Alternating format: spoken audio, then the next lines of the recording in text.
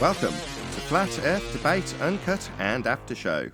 I'm your host Nathan Oakley, and if you are new to this channel, or you've not done so already, then be sure to subscribe, hit the bell notification icon and join button if you'd like to become a Nathan Oakley 1980 channel member and keep up to date with the Flat Earth Debate.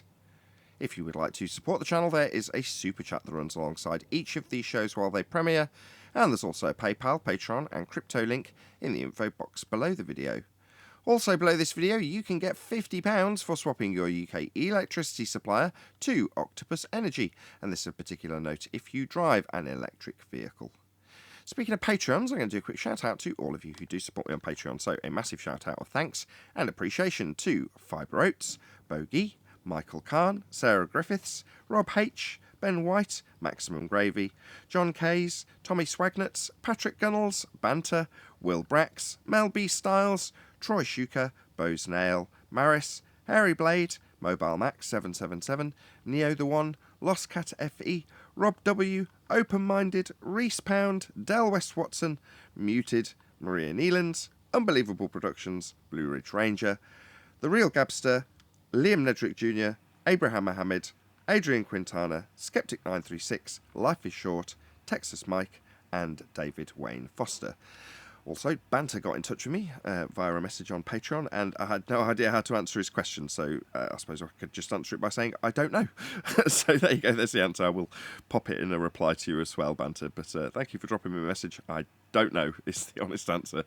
With that, I'm going to hand over to whoever's in Discord and Google, so you can enjoy their dulcet tones while I set up for today's live show. Go ahead. And Sorry? then, what was the other thing? Oh, you talked about it yesterday. I was going to say something, but I didn't get a chance. Was Mark Sargent talking on Sean Atwood's? Yeah, that was pretty interesting. Yeah, I thought so too. Like I say, I just happened to be a subscriber of Sean's, so seeing Mark chatting away to him, it's like you never think there's going to be a cross-pollination between the subject you're watching, if it's engineering or something of that nature, and Flat Earth. And normally when you do find there's that sort of crossover, it's not a positive one. You know what I mean? Right. Well, but he's got 600,000 people, so I always like that when at least we get that kind of exposure. That was kind of good, cool. Stevie! Hey, Neil. How are you? I'm good, thank you.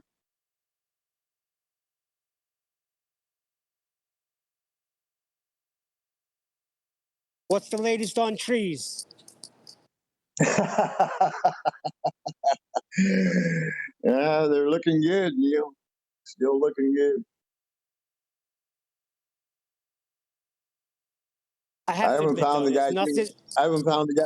I'm sorry, go ahead. I was going to say there's nothing better than when Nathan gets triggered and tears into a flat earth. It's even better than when he tears into ballers. I don't know. It's amusing. But I fell for you that day. I don't see it that way. That was all right. I don't see it that way. People are people. Doesn't matter who you are. Doesn't matter if you believe in the globe or a flat earth. People are people. And people will often talk complete nonsense. Doesn't mean that you're going to get a better treatment because you're a flat earther. And it shouldn't be more amusing because, well, I was expecting him to get away with that complete nonsense claim. It's not what I'm saying. It's not what I'm saying at all. Well, there's a lot of nonsense claims out there. We're dealing with ballers, so we haven't exposed all the lies by a damn sight. So we got a little ways to go.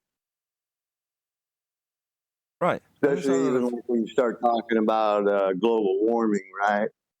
People, one thing I know about being a flat earther, they did not teach us anything about Mother Nature. So there's a lot of fools out there about nature. Yeah. Especially when they tell you it's global warming. And the sky. Well, first thing is global. That's wrong right off the top. If you're going to demonstrate the greenhouse effect, don't you need a container for that? You do. Yep. They like to hang out their worst defeat in the argument. or as you would maybe phrase it, the paradox, right in the title. I explained this in a video I trimmed out a while back, where in Yes Minister, it might have been Yes Prime Minister, but it's essentially the same show. The Permanent Secretary is explaining that when you've got a dirty detail, you put it on the front cover. You make it the title.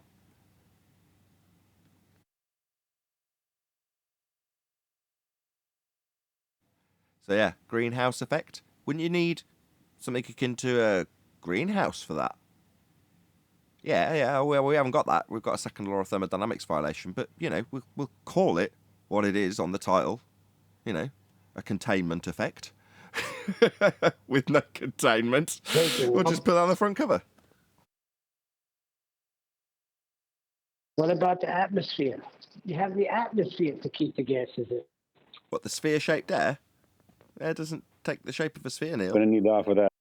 You're going to need half of that, but you know, it's an oxymoron. It doesn't exist. You can't have air arbitrarily forming sphere shapes. It takes the shape of its container. Expands to fill whatever volume it's got. If you happen to have a sphere-shaped container, then it'll be sphere-shaped. But if you don't, it'll just fill whatever volume it's got.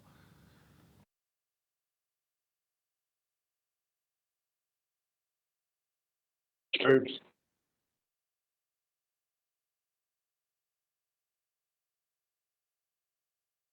Now, I know everybody's very excited about my acoustic treatment, and in my last video I explained that I was getting another panel for by the door.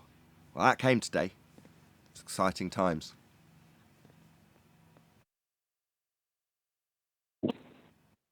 Yeah, we're all excited, Nathan. I can tell. It's never a big deal because I've been doing it for 2 years, so I can't afford to build a studio, right? It's thousands of pounds to do so. But what I can do is buy one panel, yeah, 1 2 foot by 4 foot or 1 2 foot by 2 foot space on a wall I can fill per month for about 100 quid. That's how much I can spare, if you like. So that's what I've been doing religiously for 2 years straight. Every month, just one panel. Or, if it's cheaper stuff, a couple of panels. Or last month, it was boring things, isolation for the projector. I bought 4 feet, and I can't remember something else, very boring. But, you know, I spent about 100 quid. And, you know, over the course of 2 years, I'm now nearly, I keep saying it, I've said it about 1,000 times, I'm nearly finished. But I can't see anywhere else to put stuff, to be honest, so I think I am pretty much done. I've got a couple more panels on the way for the ceiling. One blocks the light that spills from the ceiling light.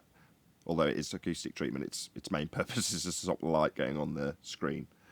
But then I haven't got any more space to put stuff other than the places I planned, and the last 2 spaces that I'd planned to fill are literally on their way from Europe. Some melamine, or Bassetect is the brand name, foam, acoustic foam basically, but it's very light and it sticks on the ceiling with sticky back sellotape. And yeah, I can't think of anything else that I need or want or was part of my original plan. So yeah, I'm literally coming to the actual end rather than the I'm almost done end, which I've said 10,000 times. So I'm quite pleased. But one of the more expensive ones came today, which is one that's got like CNC'd wood on the front and has actually had a guy physically had to take his time to build the thing. And they're a little bit dearer. You know, I can only get one of them at a time. So this month it's just that. And yeah, brilliant. Progress over perfection. It's just expensive and time consuming. You know, I could have done it for 1/10 of the cost if I had any skill in carpentry whatsoever. Unfortunately, I do not. So it's, you know, who's a good manufacturer of this stuff that's British based, actually employing somebody. My idea at the time was everyone's locked down in COVID. Who has still got a factory open? Who can I give money to? I want to give money to local businesses that stay open, and anybody who's in the country that's physically out there still doing their thing religiously while everyone else is locked down because they've managed to sort out whatever they need to do that. I want to support them. So I was like, okay, GIK, although they're an American company, they've got a base in Bradford. They're very much employing people here. They were at the factory the whole time, churning out stuff for me while COVID was going on. And I was, you know, grateful to be supporting them, grateful that they were sending me stuff, albeit one panel a month. And they were willing to do it. You know, typically speaking, acousticians are like, you want to do your room? Right, that'll be £5,000 minimum. As opposed to, yeah, you want one panel. Okay, yeah, we'll make you one panel. And on their website, they sell them in batches of 4, minimum. You know, so typically you wouldn't think if you just phoned them up and said, can I have one? They'd go, yeah, okay, fine. We'll meet your very meagre needs. But because they have, over the course of a couple of years, they've had several £1,000s out of me. 100 quid at a time, basically. But there we go. Anyway, that's enough waffle about acoustic treatment. You'll probably never hear again after the next video because, like I say, all the gaps are filled. It's like, where else am I going to put stuff? So I'll do one more video once those 2 ceiling or 3 ceiling panels go up. And that'll be my last acoustic treatment video. Hooray!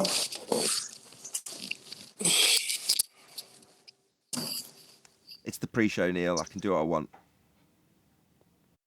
I just got back on. I don't know what happened. Oh, right. Did everyone switch off, go and play on their Nintendos, do a bit of work, do a bit of filing, go to the loo? I got in an elevator. Oh, fair enough. The problem's going to be now you're going to hear every noise I make. I did anyway. Quid per quo. You got all your quids Did you ever out. get your equipment fixed from before when it broke? Oh, I mentioned that yesterday. I've sold 3 amplifiers now. One, I say sold, one's got bids on and will be sold by the middle of next week. But all the broken amplifiers I was moaning about are all hi-fi amplifiers. And they're brand names like Arcam and Audio Lab, etc.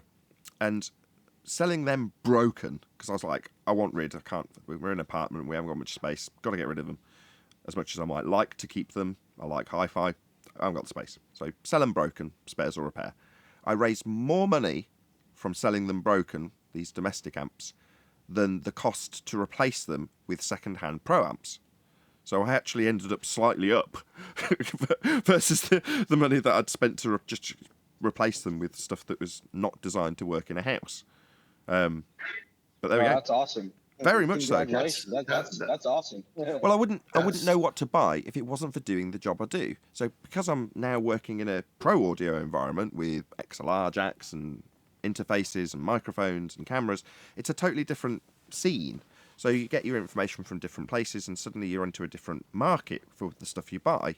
And as far as amplifiers are concerned, the ones I bought, the replacements for the broken ones, are better. There's no 2 ways about it. And they cost less.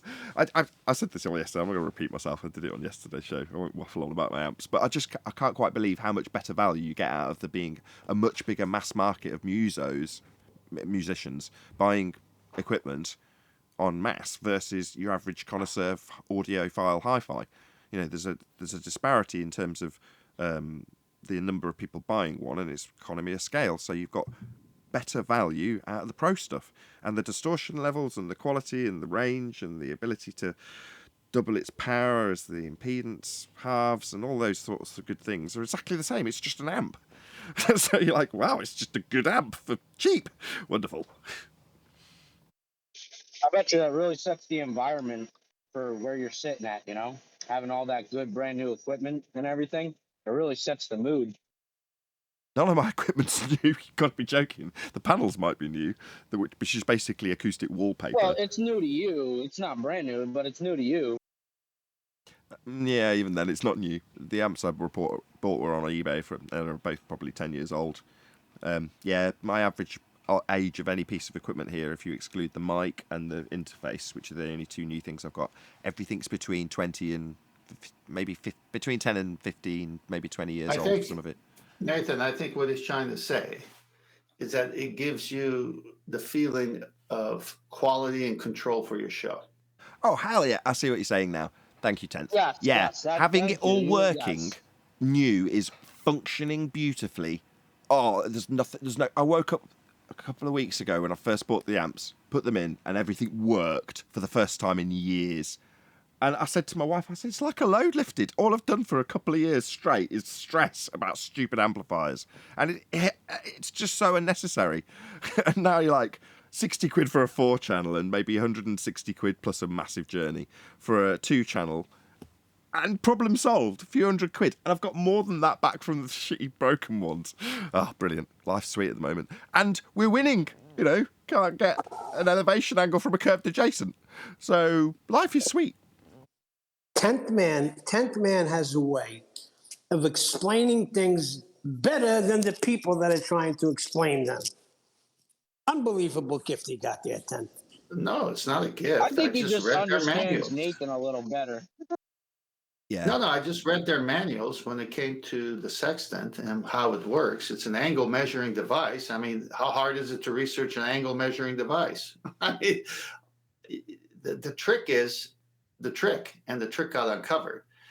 There's no such thing as a spherical triangle when it comes right down to it. They show pictures of it. They do it all this stuff with the celestial sphere and the PZX navigational triangle. They got all these names for it. Then you start reading the fine print, and it's a 180. It could only be 180. Correct. Yeah, just read their books and ask them, where do you get that from? Oh, I happen to have bought that book. Oh, in fact, it's on this chapter. Oh, it's over here in this paragraph. And it says, and I just read it, and it's over. Can't get an angle from a curve adjacent. Can't get an angle from a curve baseline. What about the you? What about the you lose? You lose. It's just fun to watch him squirm, though, isn't it? Yeah, Hi, that's guys. the fun part. Hey guys, Hi, guys. Hi. can you hear me all right? Yeah. Sorry, yeah. I was in a bit of a banter with one of these ballers last night. It went back and forth. Where'd you get your R value? Curved adjacent angles. He came back with the Alberuni and the Eratosthenes argument, which then I went on to say, well, that's an angle, and you can't measure an angle on a curved baseline. I threw the sextant at him. He didn't have much place to go, but he came back. I don't really know much about this because it was only last night and I've not looked into it. He came back with some name of a geometry called hyperbolic geometry, and he said you can measure curves on an angled curve. What's he on about? Well, I've seen that, except that's not how the sextant works. And again, that's like saying there. That's like, exactly what I said to him. That's what I said to him 10th. But I just wondered if you guys are more up to date with all this stuff than I am. But I just wanted to pick your brains. That was all. Thank you. No, you did. Well, I like to hear how you've inferred where to go next by way of logic. So, you said you said that anyway. Is that correct? Did I mishear you say that? I did say that, yeah. So carry on. You said you went there anyway. So logic dictated that, no, if you're measuring two straight lines, it doesn't matter about your hyperbolic geometry or your curvilinear space-time. Yeah, remember you can measure curves in those. Meanwhile, we're measuring two straight lines with this tool. Can I give him a clue? What's his channel name? Who am I talking to? It's One Deck. I'm One Deck. It's like a regular now. He's like an old friend. I'm sorry. I'm not looking at the screens with the names or anything. So One Deck, this is the way you kill that. The maximum altitude used by a sextant and for all navigation, there's a number. It's called 90. It's not an acute angle. It's not an obtuse angle. It's a right angle. A 90 is always a right angle. That's where you bury them. No matter what they bring, they can't work something without the 90. And all you got to do is figure out where the 90 is. It's two straight lines, perpendicular. But then they'll say, don't say 90. Well, that's why they have to say don't say 90. But the sextant and all celestial navigation is based on 90, the height of the star and the co-altitude.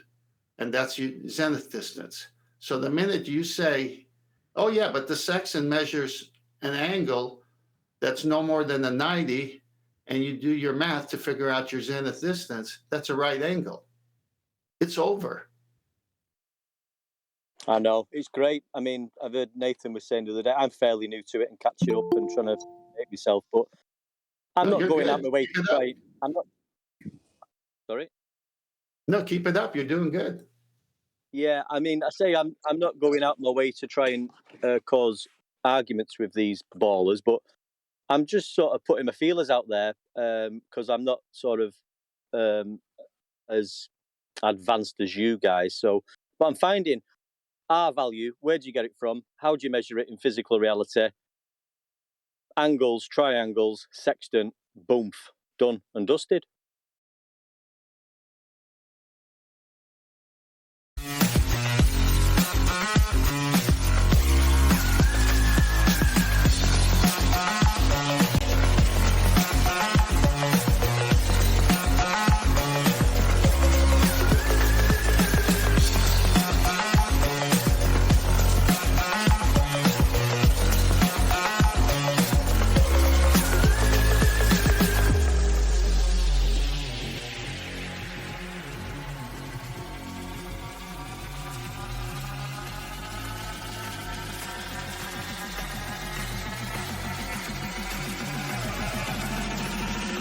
Welcome to Flat Earth Debate Live.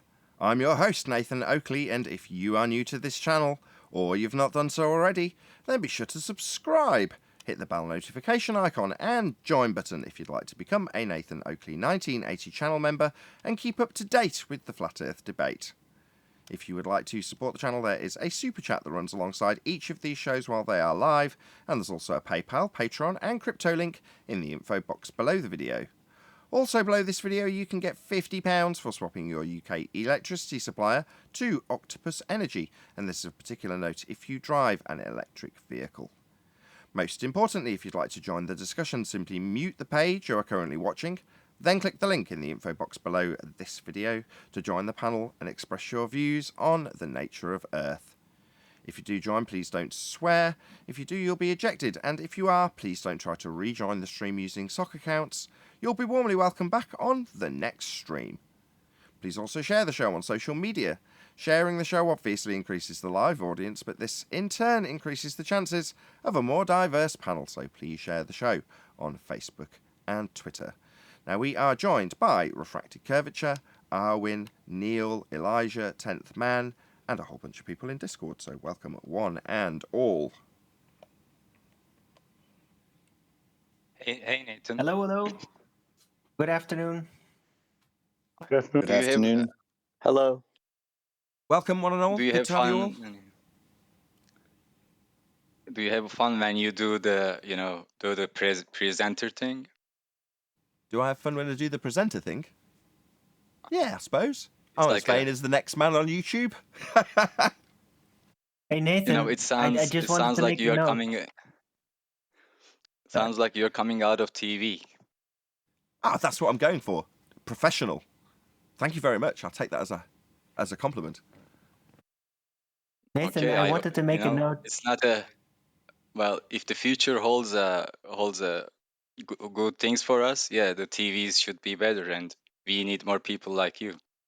I think what we've got is the future of what was called TV, not the other way around. In other words, we're not going to segue from YouTube onto TV. I don't think that's the case. When the media start referring to things that Ellen DeGeneres has said as Ellen at YouTube or whatever she's called, that's how they start referring to these people. So, having your individualistic channel on YouTube, I think, is the way it's gone, as opposed to we're going to be upping our game to TV standards. It'll just be upping your subscriber base and, who wants dusty old TV broadcast through the airwaves? It's all they say it's all about who you know, right? But I mean, human connection is the most important thing, rather than being a flashy presenter. Maybe. I don't know. In this respect, I just think we've got to have winning arguments. And as it's the case with this particular week, we've only got through about half of the housekeeping questions.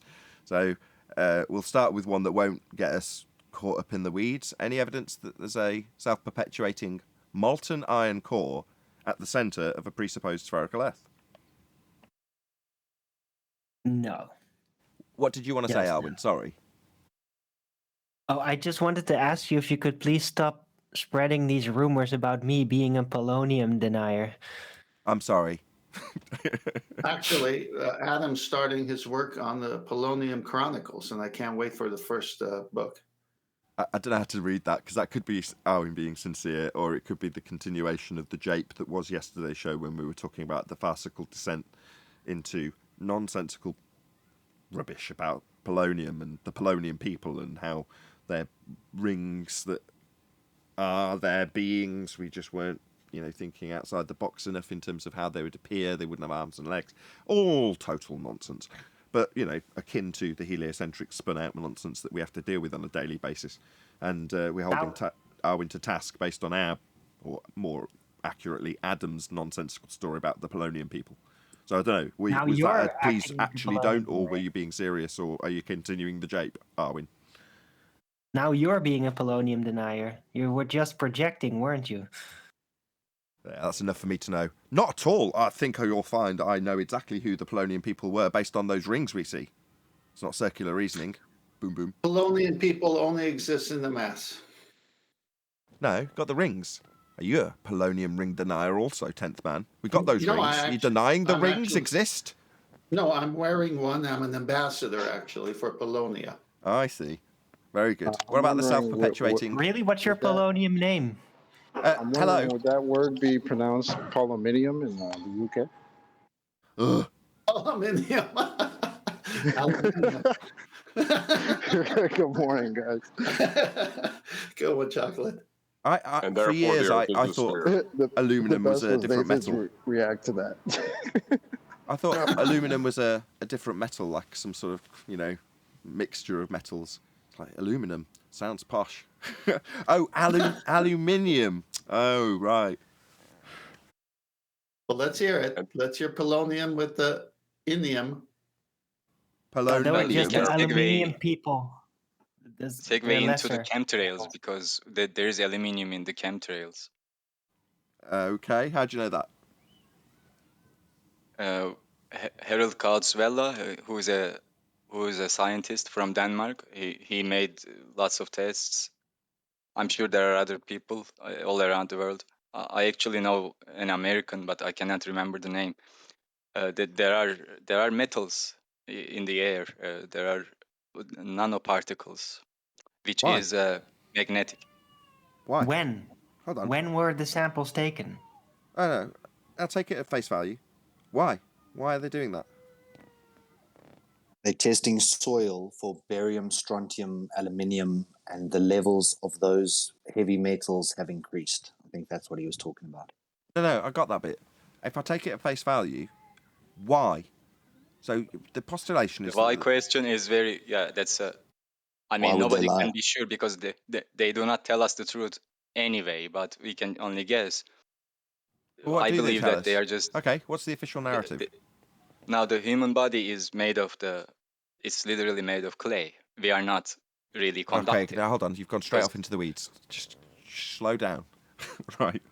So far, I hear claim chemtrails. Now, if you're not aware of what that term means, fine. A claim to have aluminium in them. Okay, I'll take that face value without getting into the weeds of you proving it. I'll just take it at face value and say, why? What's the purpose of the powers that should not be putting aluminium into particulates that look like smoke coming out the back of I the can planes? address that very directly if you want, Nathan. Go ahead. Let me do Very it first, mister. You've had one try, but go ahead, as it was you who brought it up. Yeah, I believe that the reason is that they are trying to make human body conductive to electricity or signals. They want to remotely control people who are gonna be left alive. So it's directly about being having a conductive body which reacts to electrical signals or electromagnetic signals. Okay. Any Yeah, other? that's complete horseshit. It's It has nothing fine. to do with If that's the what he body. believes, that's fine. No, Go but ahead, Darwin. he was close though, Just because Darwin. it has to do It's with not- conduction. Can I? It's not It has to horseshit. do with. Hello, There Darwin. It have been makes Hello, studies. Darwin speaking. Hello. Go ahead, Darwin. It has to do with that it makes certain types of electrical things conduct more easily. So I think it was originally intended to enhance certain levels of radio communication, which just happens to coincide with the introduction of a whole new set of mobile communications and all that. So I think it was originally introduced to enhance communication, to make signals reach further and longer and even a little bit around corners by basically They could do that creating anyway. a slight conductive field.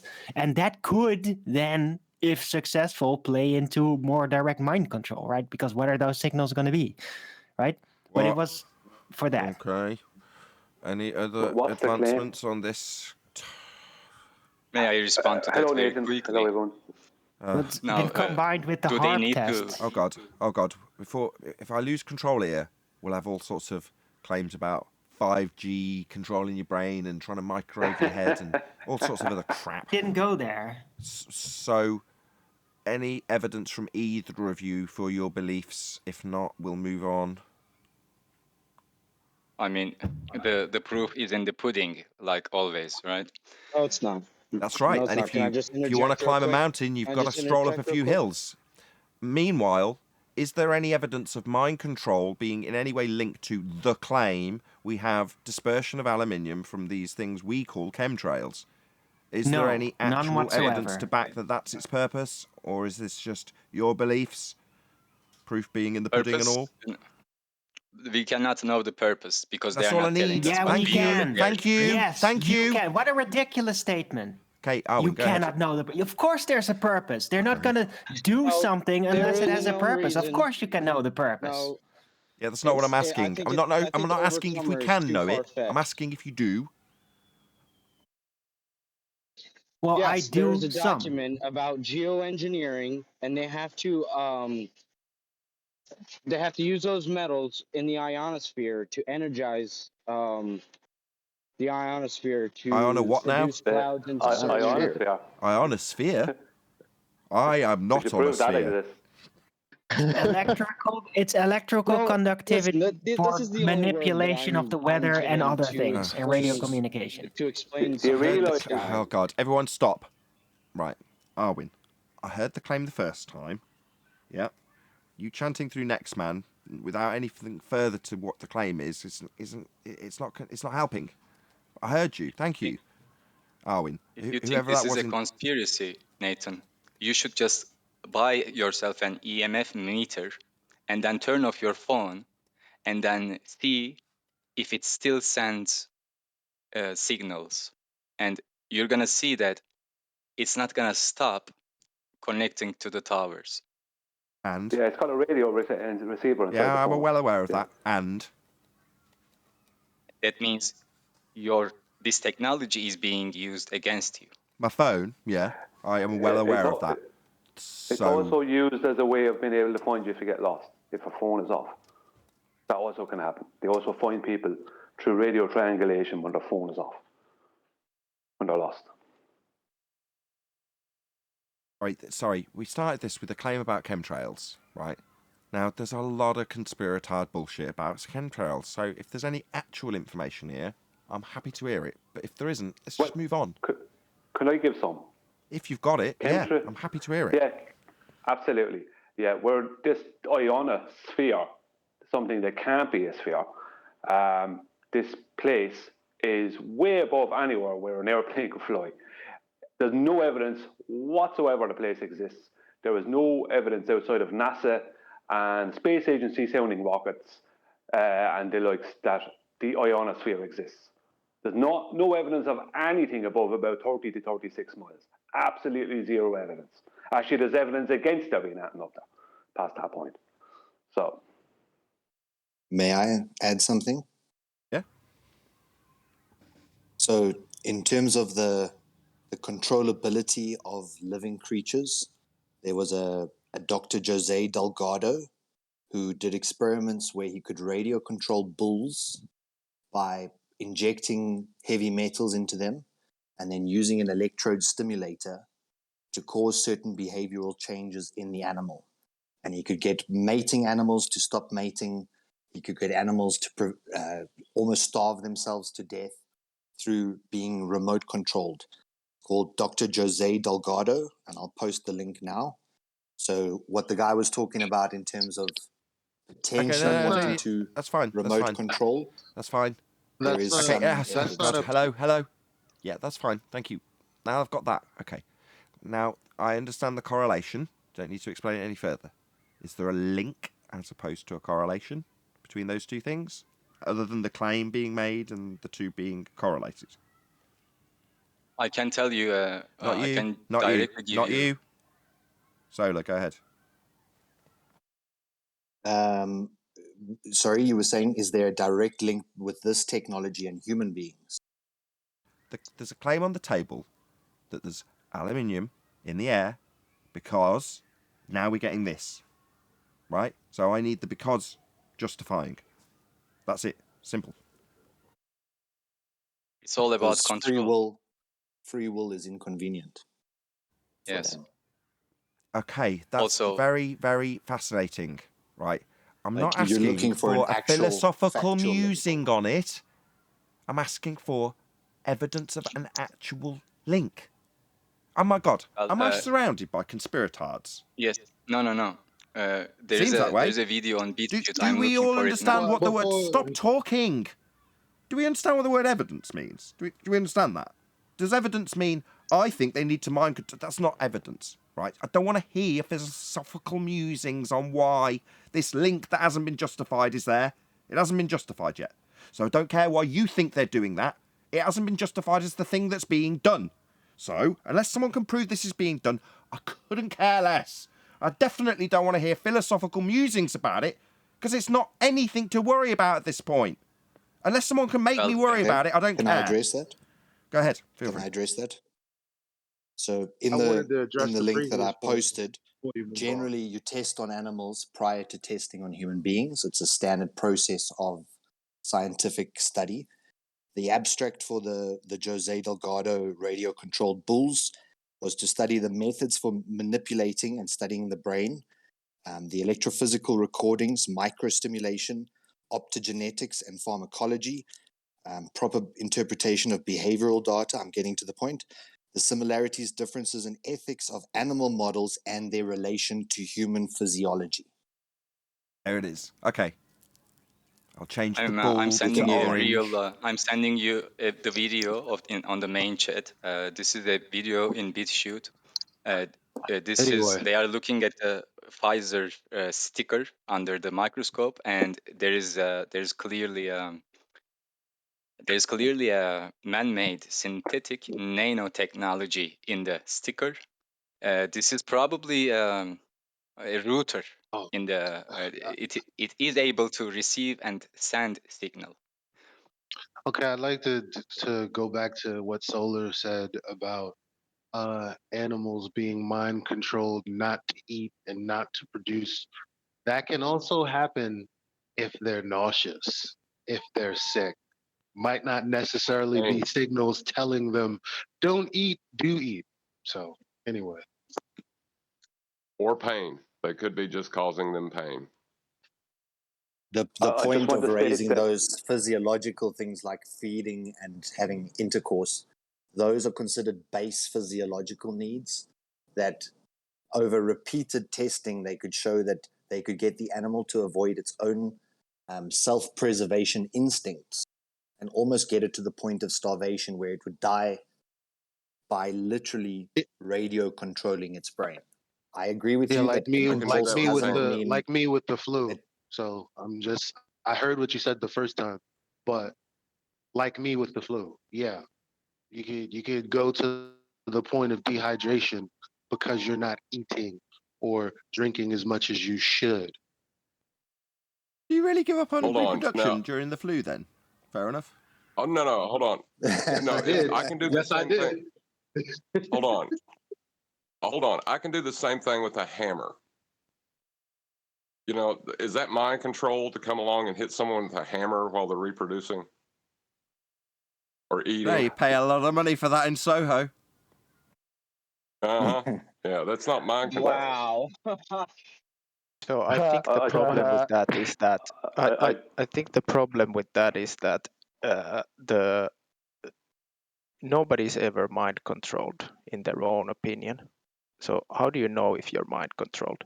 That's correct. Nobody is mind controlled. Men have been mind controlled. Majority of men have been mind controlled for generations and centuries by good-looking women. It's going on all the time. You don't need any. Nobody's mind controlled. Really? People think that other It's just intervene. people are. Stop a second. People think other people are living antipodal to them. Hello. That's mind control, man. Hello. Hello. May I? What I've said hello 16 times? Of course. By all means, what I'm trying to get a fucking word in. No. So, we know how to manipulate people's minds. There's a handbook on it. I keep recommending people go and check out Reality in Truth YouTube channel. Publisher Nathan Bell, who goes through the handbook on how you manipulate people's mind. Yeah? That's how you do it. Well, the death cell and the sex cell is what we're talking about here. Now, which is more likely in my mind when I hear all of this stuff? That there's a story about something that could control your mind and stop you breeding and stop you living. Now, is that A, a death cell story, or something that's actually real that I need to be fearing? I see it as a Nathan, death this cell is story. That's what I hear. this is as real as it gets because there's a person called Dr. Andreas Noack. He's a well-known chemist. He's an expert on carbon atoms, and he made a video about in December. He made a video about he tried to warn people about the dangers of the sticker, and he did that. I mean, I posted the link on main chat. Please save the link and just watch the Gotta be video he joking. made. My God. And after 4 days, he was brutally killed. And you can, in the same link, you can see his girlfriend telling how he died. After 4 days, they killed this academician just because he talked How do you about know what's this? inside the How do you sticker. know this horrible story? What? How do you know this? Because I'm a good researcher.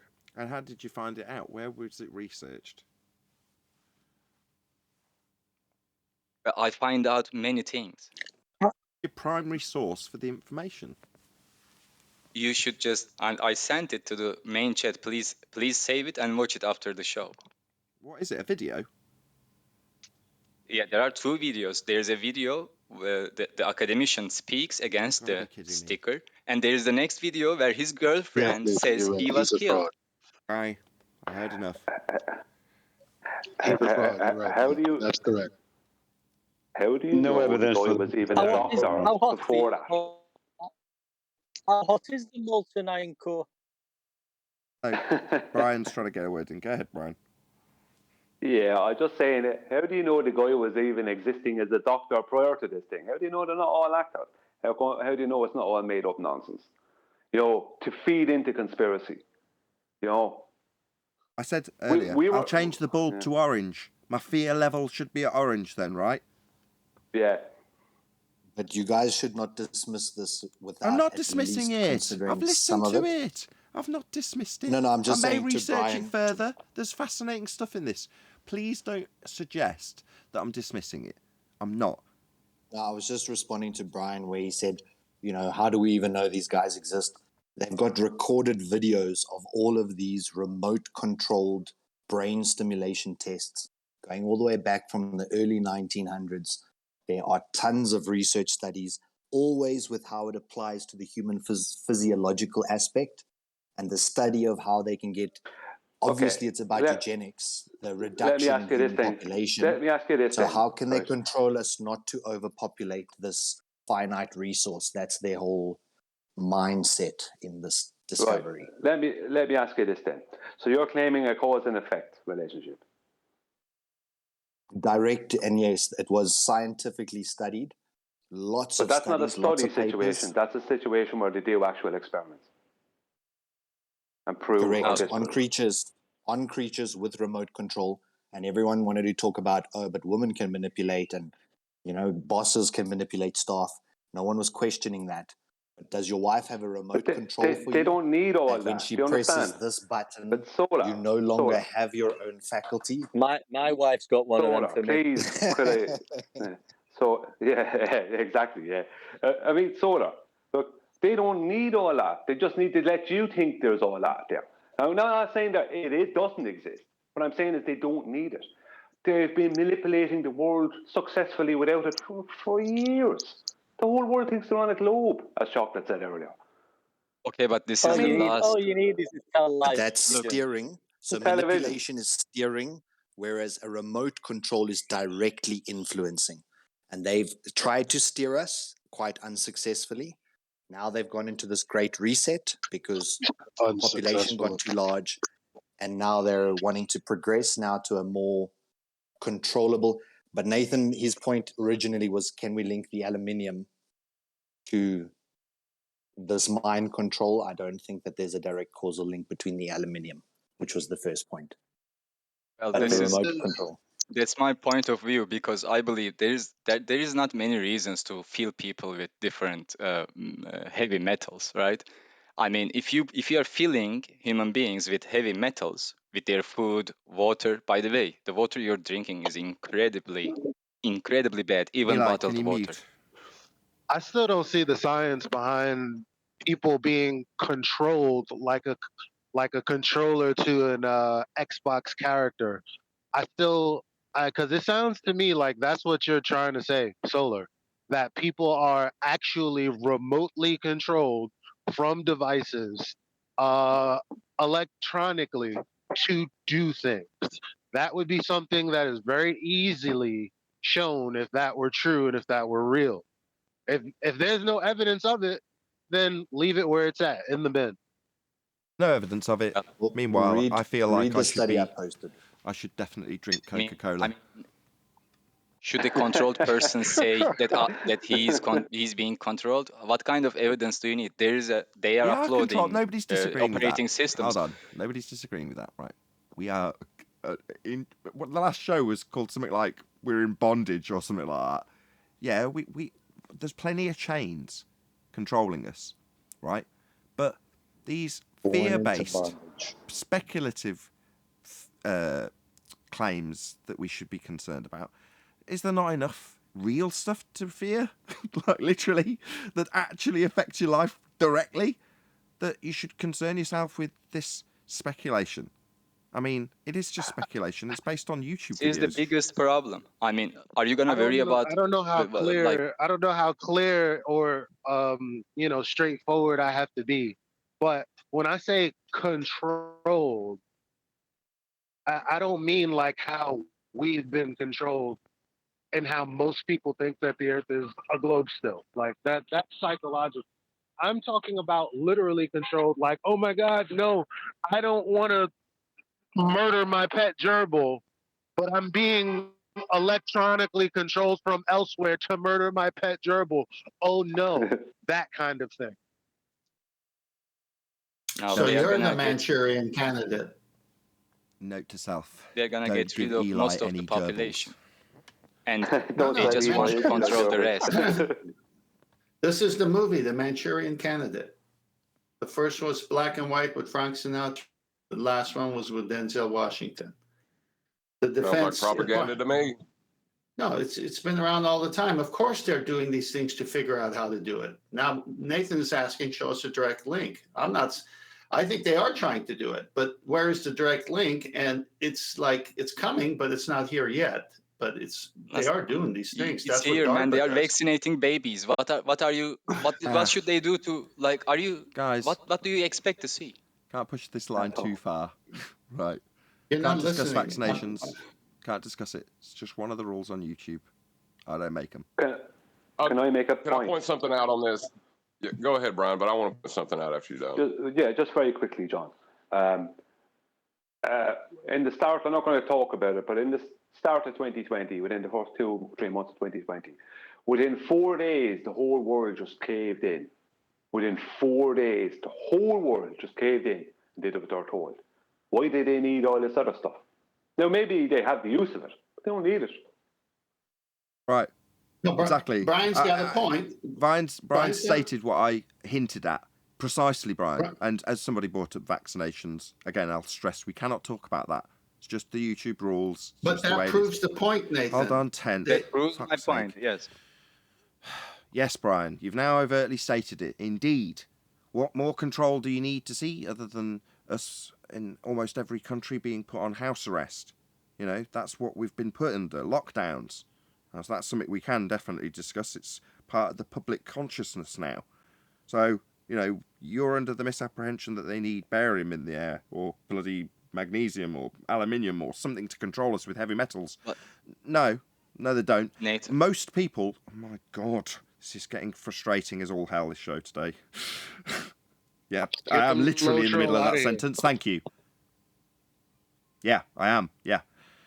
They literally can control people by just telling them what to do.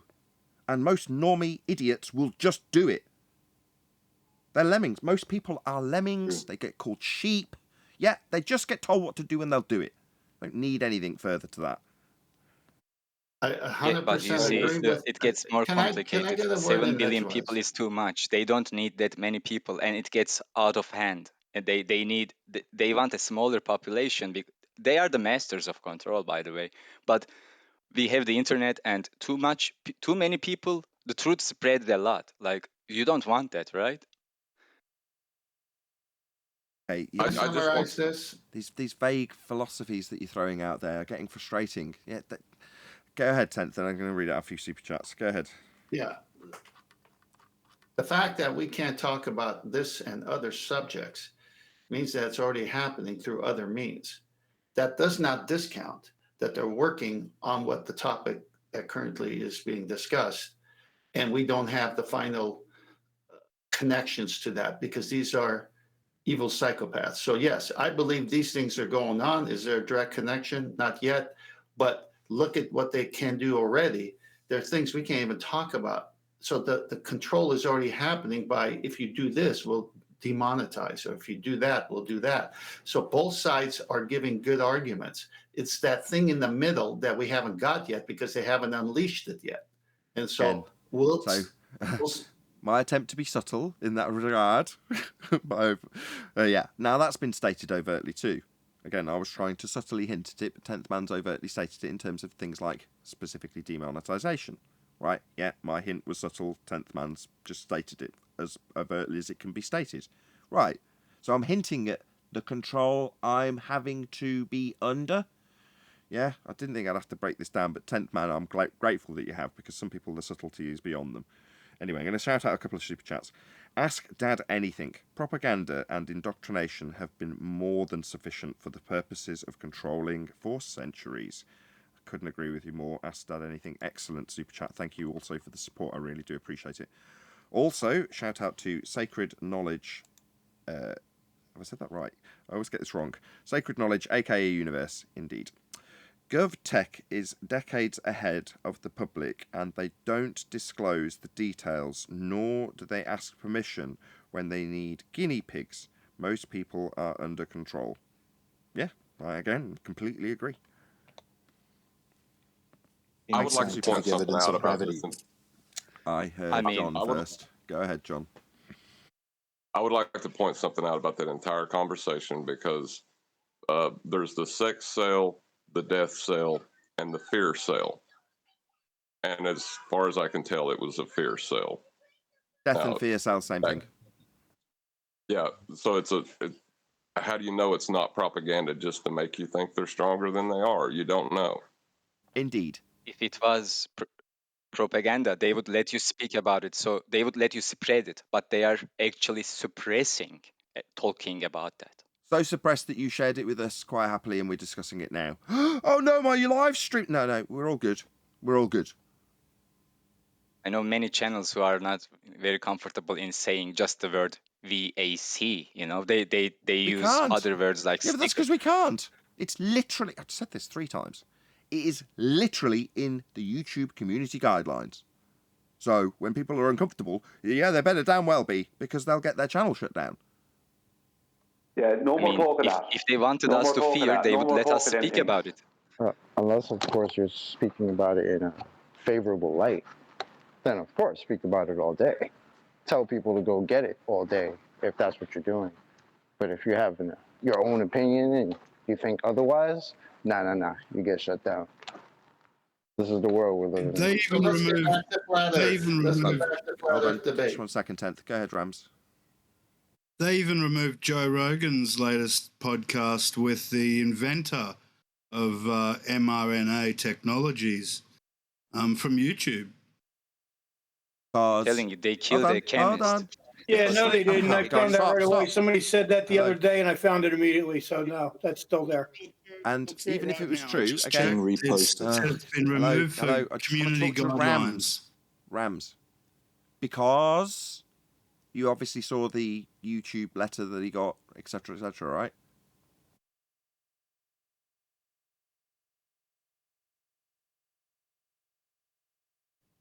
Sir, this is much more serious than you want to believe. You're not listening. People Nobody's listening. Hello. Hello. So, You have now inferred that Joe Rogan's show with a doctor talking about some nanotechnology or something has been shut down, taken down, removed. Okay. My next question. Why would that be? He was also. My God, I'm He- not he also talking to you. You're becoming insufferable, my friend. Yeah, I'll say it again. Rams, the guy that was just discussing this? Yeah, that means, other than Rams, I don't want to hear anyone else's voice. Let's try that again. Rams. Your inference is that because of the technology being discussed, it was removed from YouTube. You've seen the removal letter that YouTube sent to Joe Rogan then, so you know specifically what the community violation was then, yeah? No. I just know that you the don't. guest... Stop. The guest, Stop. So you don't know why it was taken down if it was taken down. You don't know. May Now, I? Can you interrupt me continually throughout the entire live stream? Yeah, you definitely can do that, mate. Yes, I'm in the I'm middle just of gonna speaking share again, information. and you are, before I've even started my point and picked up where I took off when you interrupted, you're already into interrupting me, aren't you? Of course. I just told you you're insufferable, yet you think that that's your cue when I said, no, don't keep talking, to continually babble through me. Trying to talk to Rams. When people throw out this crap, it infuriates me. It makes me look like a complete idiot on my own show. When the guests just get to throw out, Joe Rogan's show's been taken down because the doctor he talked about nanotechnology with. Really? You know that's a fact, do you? That you've drawn that link because of the title? Or because one section of it talked about that? Oh, really? So it wasn't because of the vague throwaway comment he gave right at the end of the stream? What was that vague comment? Oh, you don't know the vague throwaway comment he gave. That's the actual thing that got the video taken down. You haven't got a clue, but you'll infer that it's because of the technology discussed. Let's move the bulb to red alert. I think I can add to that. No, you don't need to My add. God, I'm talking to Rams. It's the fourth rendition of me saying to you that I'm talking to Rams. Your cue to respond while he pauses for thought. Rams, you don't know why it was taken down. no, I don't. I can only make assumptions. Right. I just posted a video about, I think, why it's taken down from Joe Rogan. I think that's it. And what does he say? Does he give a reason? I don't know. I didn't watch the video. I'm not sure. Right. I would have to go watch the video. Well, what I believe is that the guy's interviewing is the guy that invented the mRNA vaccine technology. And a lot of what that doctor has been saying in other videos on YouTube, him himself has been removed from Twitter for what he's been saying. And so I'm assuming it's because of what he was saying in that interview with Joe Rogan that it's been removed. Maybe. Well, let's be honest. If he's talking about vaccinations, something that you're specifically regulated on YouTube about, then that's a reasonable thing to infer. But you don't know. I know. That's true. But you're not listening. Gosh. No, listen, guy. YouTube is the platform that this show's on. It's not Nathan's personal business. It's YouTube platform. They got rules. We are a flat earth debate show here. We don't want the channel to be taken down for some side argument that has merit that they say don't talk about. This is about flat earth. Let's get back to that, please. Yeah, there seems to be a lot of inferring that you know the thought processes of people who are in power and their intent. You don't have a clue. You don't have nobody has a clue. It's all, I think it's this, I think it's that. It's a little conspiracy based on absolutely nothing. Nobody knows what it's about. Maybe they were just trying to find out how much power they could have. Do you know what I mean? And they might have surprised themselves.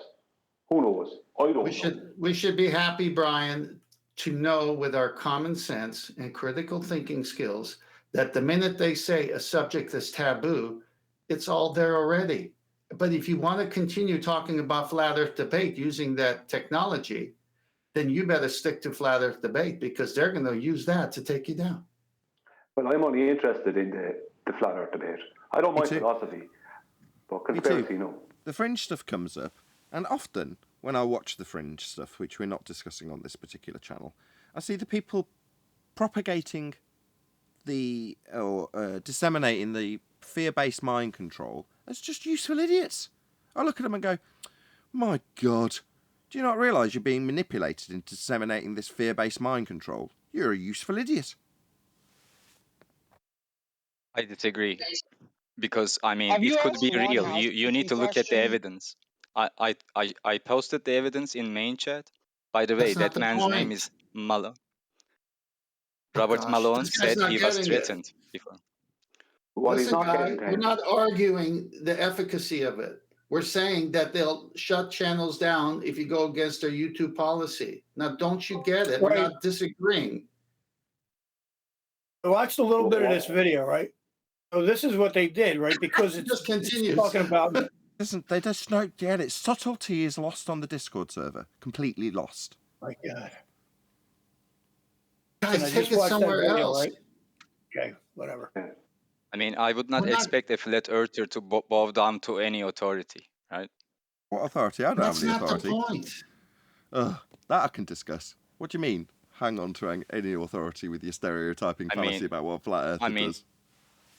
You have already seen that authorities are lying to you, and they are deceitful, and they are shameful. So why are you worrying about their fucking rules? Because we'll be here tomorrow, you idiot. Okay. 10th laid it out. I've been subtle. This isn't my house. In this. Hello. This isn't my house. There's rules in this house. I have to abide by them. That's it.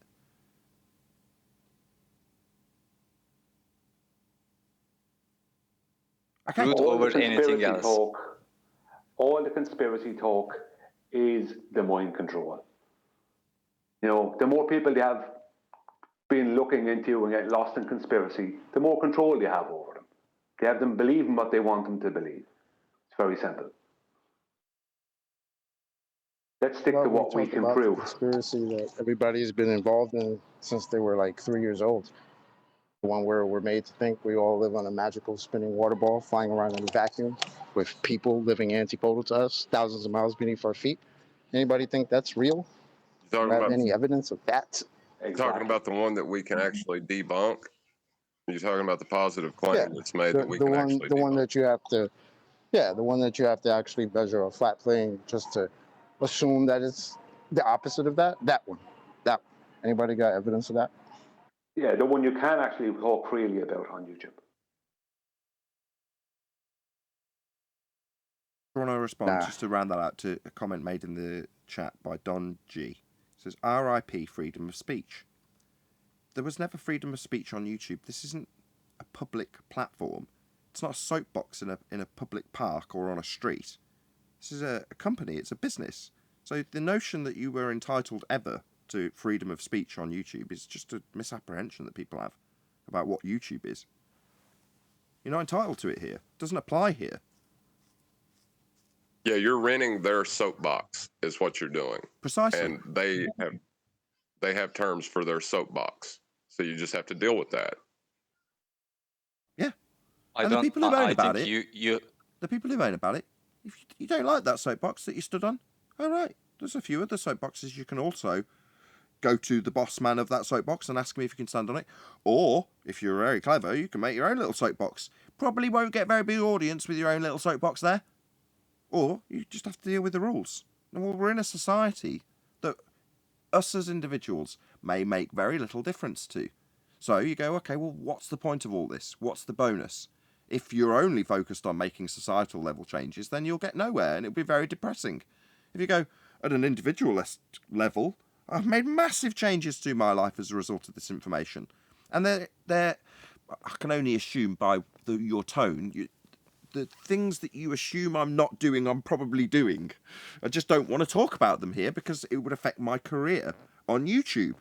As a YouTuber, that's top priority, above the subject of flat Earth, as much as that might piss people off. That's just a fact. What good is it for someone to gain the whole world, yet forfeit their soul? Oh my gosh, please don't misuse scripture at this point of the discussion. You are thick. You got a steel plate in your head. You're not getting it. We are not saying what you're saying is false. We're saying that if we keep it up and it's against YouTube policies, this channel won't be here to talk about what we really want to talk about on this channel and its mission. We're not discounting what you're saying. Got it? I think he's a plant. He's been sent in here. Oh God! Oh God! My own little Get conspirator. out of here, Overcomer. Thank you, Neil. I think we could just tell him, Neil. Just I think this to is the address beauty the of a point. flat Earth room. Okay, can we let the pharmacist speak? Hello. Hello. Adam, go ahead. Just to address the point to the scripture reader, I don't think any of us are are afraid to talk about this topic. Don't want to. We do in private, but I'd happily do it. I think we'd come and join you on your YouTube channel if you think that it should be on YouTube. But it's not going to be discussed by us on Nathan's YouTube channel because this is his livelihood and he knows the rules. Yeah. And it's not about being brave or facing an enemy. It's about not being bloody stupid and asking a provider to keep you up, even though they keep nobody up after you blatantly flout the rules in their face. And that's just intelligent, not brave. That Yeah, has Nathan doesn't need to murder himself if you're for listening this. to this, just one sec. Just Hold round on. this point out with one little point if you're a YouTuber. Right, so I'm speaking to you if you've got a YouTube channel. Now, I know the YouTube guidelines very, very well, but without knowing them at all, yeah, if you're in this particular realm, this little corner of the internet that's been bundled all together in a horrible little crappy bundle called conspiracy, just know this. You can generally talk about almost anything so long as it's not a current magic trick. Yeah. If it's a current magic trick, don't talk about it. That'll get you shut down. If it's a done, dusted, completed magic trick, then you can talk about it. That's a general rule of thumb. Well said. Yeah, Middle finger to the enemies of the freedom of speech. Like, I would sacrifice everything I have, including my That's it. life, Just completely just to be ignore able other to people say who are talking. one Yes, sentence. okay, that guy, Big dude, that's guy. Hello. While it's fascinating that you would sacrifice everything that you have, yeah, I'd prefer you don't sacrifice everything I have. Do you understand that? Good. I just find I understand it. And harmless as doves. Thank you. Yeah, could I just point out that this is the third time, this is the second time I said it, and it's already been said twice by Chocolate Saying, I think John and a couple of others joined in. There is a much, much huger, more important matter on the table, and we are allowed to talk about it, right? This other matter is a fleeting matter that we don't really know much about, and it is nowhere near the size of the matter we do talk about, and we are allowed to talk about it. The important thing. So if someone like you, Overcomer, wants to get lost in present problems, then off you go, but keep us out of it, because we're talking about actually serious stuff that does actually matter. Not the nonsense of present nonsense. You can't prove anything about it. You won't even know the reason for it for 20 years. Beautifully vague, Brian. How is the shape of the earth is more important than people dying because of the sticker? This guy still doesn't get it. Hey, Guy, go to a channel that does that, and you go start that channel. Okay, this is not that channel. He's a plant. Why Take him out. He's a plant. why are they teaching people that their supposed shape of the earth when they're kids? Let me just get chocolate. What this guy wants to fight us for in this regard, right, is right to talk about him being terrified of a sticker. I mean, that's what he's told me. There's a sticker with some sort of tracking technology in it. That's what he's told us, right? Now, no offence, mate. You go away and be scared of a sticker. You know, fight for your right to tell the world how terrified they need to be of this sticker. Okay? You do that. I am doing it, and I posted the proof to the main chat. Yeah, just not here. Just not here. Meanwhile, everyone with a smartphone is being tracked. That's something we know. That's something that they did. So, for instance, right, I had a discussion with Mark Knight, who's wakey wakey. No longer on YouTube, right? I wonder why. Anyway, on a different note, we discussed how back in the day, when he was a programmer, he used to work for a division of Microsoft that was implementing various different things into Windows.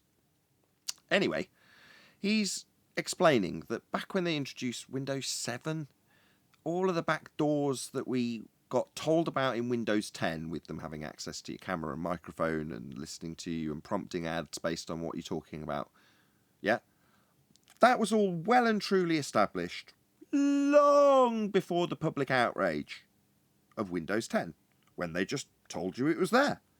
It was already there. It was already well and truly in there. Now, you rewind the clock to what, 2006, something like that, when Windows were doing that. And it was right at the start of the YouTube emergence, started talking about that on YouTube, there's a good chance you'd have your channel shut down back then, right? Because the same principle applies. Don't mess around with the magic trick while they're conjuring it. They put a lot of effort into that magic trick. There's a lot of normies that need manipulating. What are you doing messing around with it? And that'll get you shut down, right? You talk about Windows 10 when they've literally told the entire world that they're basically spying on you. And they go, oh, I don't want to be spied on. Well, let's all make videos about how you can turn off the spying. yeah. Because they put the switch in, they put a little off button in, didn't they? Yeah, you can just turn it all off. Honest. Yeah? Well, you can talk about that all you like. Why? Well, because those roots have very much they've taken hold. So it doesn't matter anymore. Talk about who you like. Who cares? So much so that they'll put it in the disclaimer when you load the software into your computer. Let alone hiding it. They put it right there on the front page. So it's the same enemy who does many things to us. Lies about the shape of the earth, lies about science, lies about religion, lies about God, lies about everything.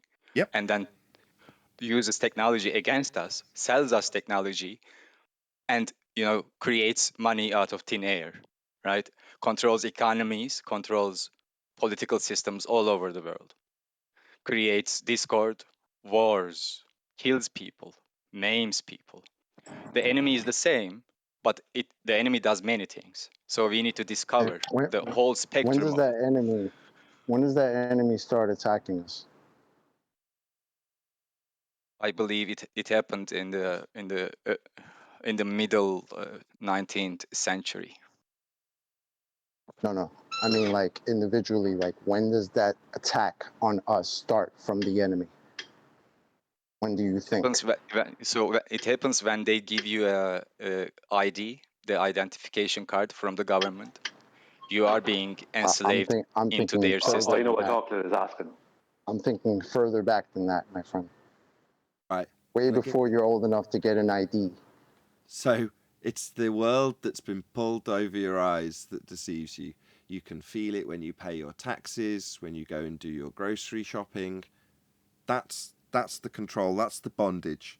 When Morpheus is explaining to Neo that it's the world that's been pulled over your eyes, and that every little thing that you do in that matrix society, the psychopathic control grid, as Thomas Sheridan describes it, those are the control mechanisms. Those are the chains. We're already being controlled. The fear of some bloody piece of plastic with my number on it. I've got dozens of numbers already. Dozens and dozens of government numbers. I've already got them. Just think it matters if it's printed on a fucking card? No. But if I'm fearful of it for even a moment, then I've lost. I just want to state that if I was fearful, I would not talk about it. I do not say that we should be fearful. I was speaking before you were. Excuse me. I just want to state that chocolate is a far, far greater enemy to those who are in control than you are, Overcomer. What? Chocolate? Chocolate's lovely. Yeah, I also want to just add to what you were just talking about. Edward Snowden. I don't know if you ever heard of him. Edward Snowden is the person who helped make this spy technology. And when he figured out that they were using it illegal on everybody without putting that disclaimer in there. He was the whistleblower, and he ended up having to flee his country and now resides in Russia. Wow. That's what they tell you anyway. Yeah, I was going to say, it sounds very James Bond. Yeah, that's what they tell you, but you know that he was if this information is nothing new. It's already been put out there by the people who've even made the technology. By the media, but you say by the people who made the technology. Sorry, that probably wasn't the conduit, right? You didn't get a flyer from the technology maker. You heard it from the media. This James Bond-esque story about this guy who I definitely heard the name of before Snowden. That's definitely a mainstream name, right? That's front page, full on media propaganda name. That is, isn't it? Am I wrong? Yeah, absolutely. And they probably use that, his name, that person, as a tool to let you know as well. Definitely. That's akin to my point. I'm just going to read out the super chat just so we don't run out of time. Thank you very much indeed, first and foremost, to Fiber Oats, who says, sometimes the less you speak, the more meaningful your words are. Please consider starting your own channel, sir. Indeed. Nathan? Yes. Just a quick question. I wonder, these guys seem quickly clued in, and what I think would probably settle the debate would be, what does Q have to say on this? Hold on a minute, damn it. But what I was going to say is, if you think about the infrastructure that has been put into the communication method we're using right now, not to mention television, telephones, all the ways in which they can share information with you. They did all of that without the promise of a return. They did it for a reason. Might title this live stream, "We're all gonna die," end quote.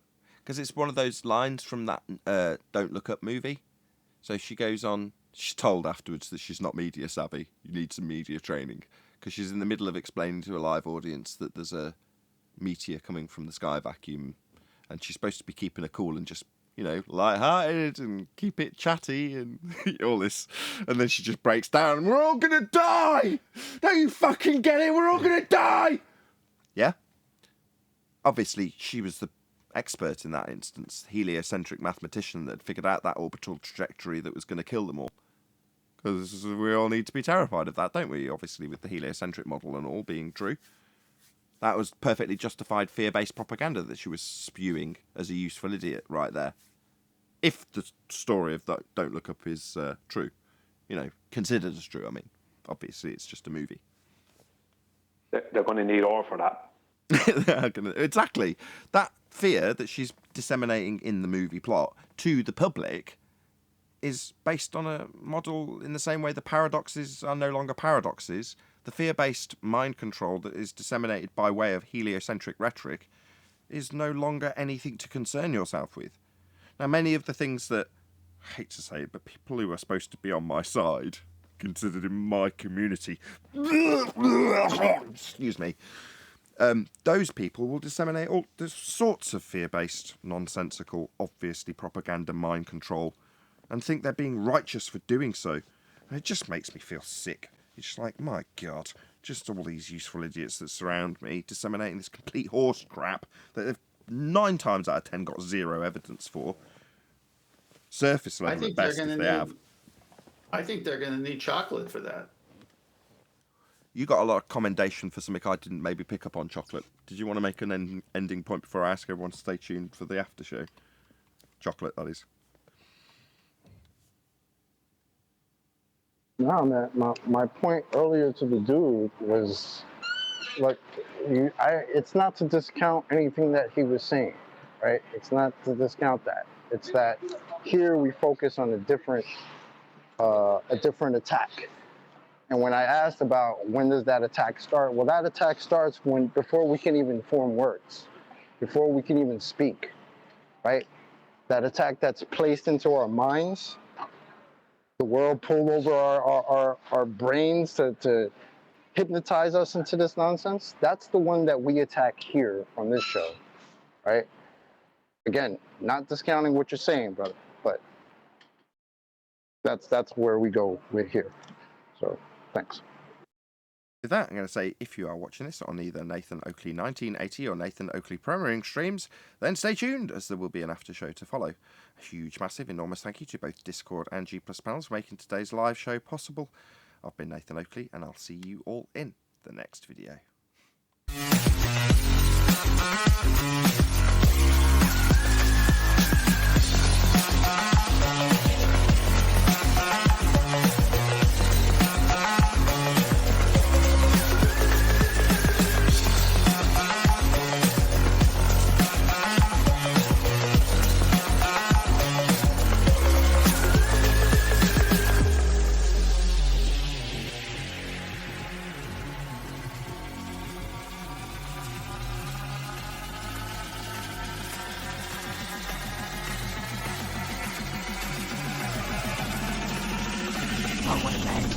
What a lovely day!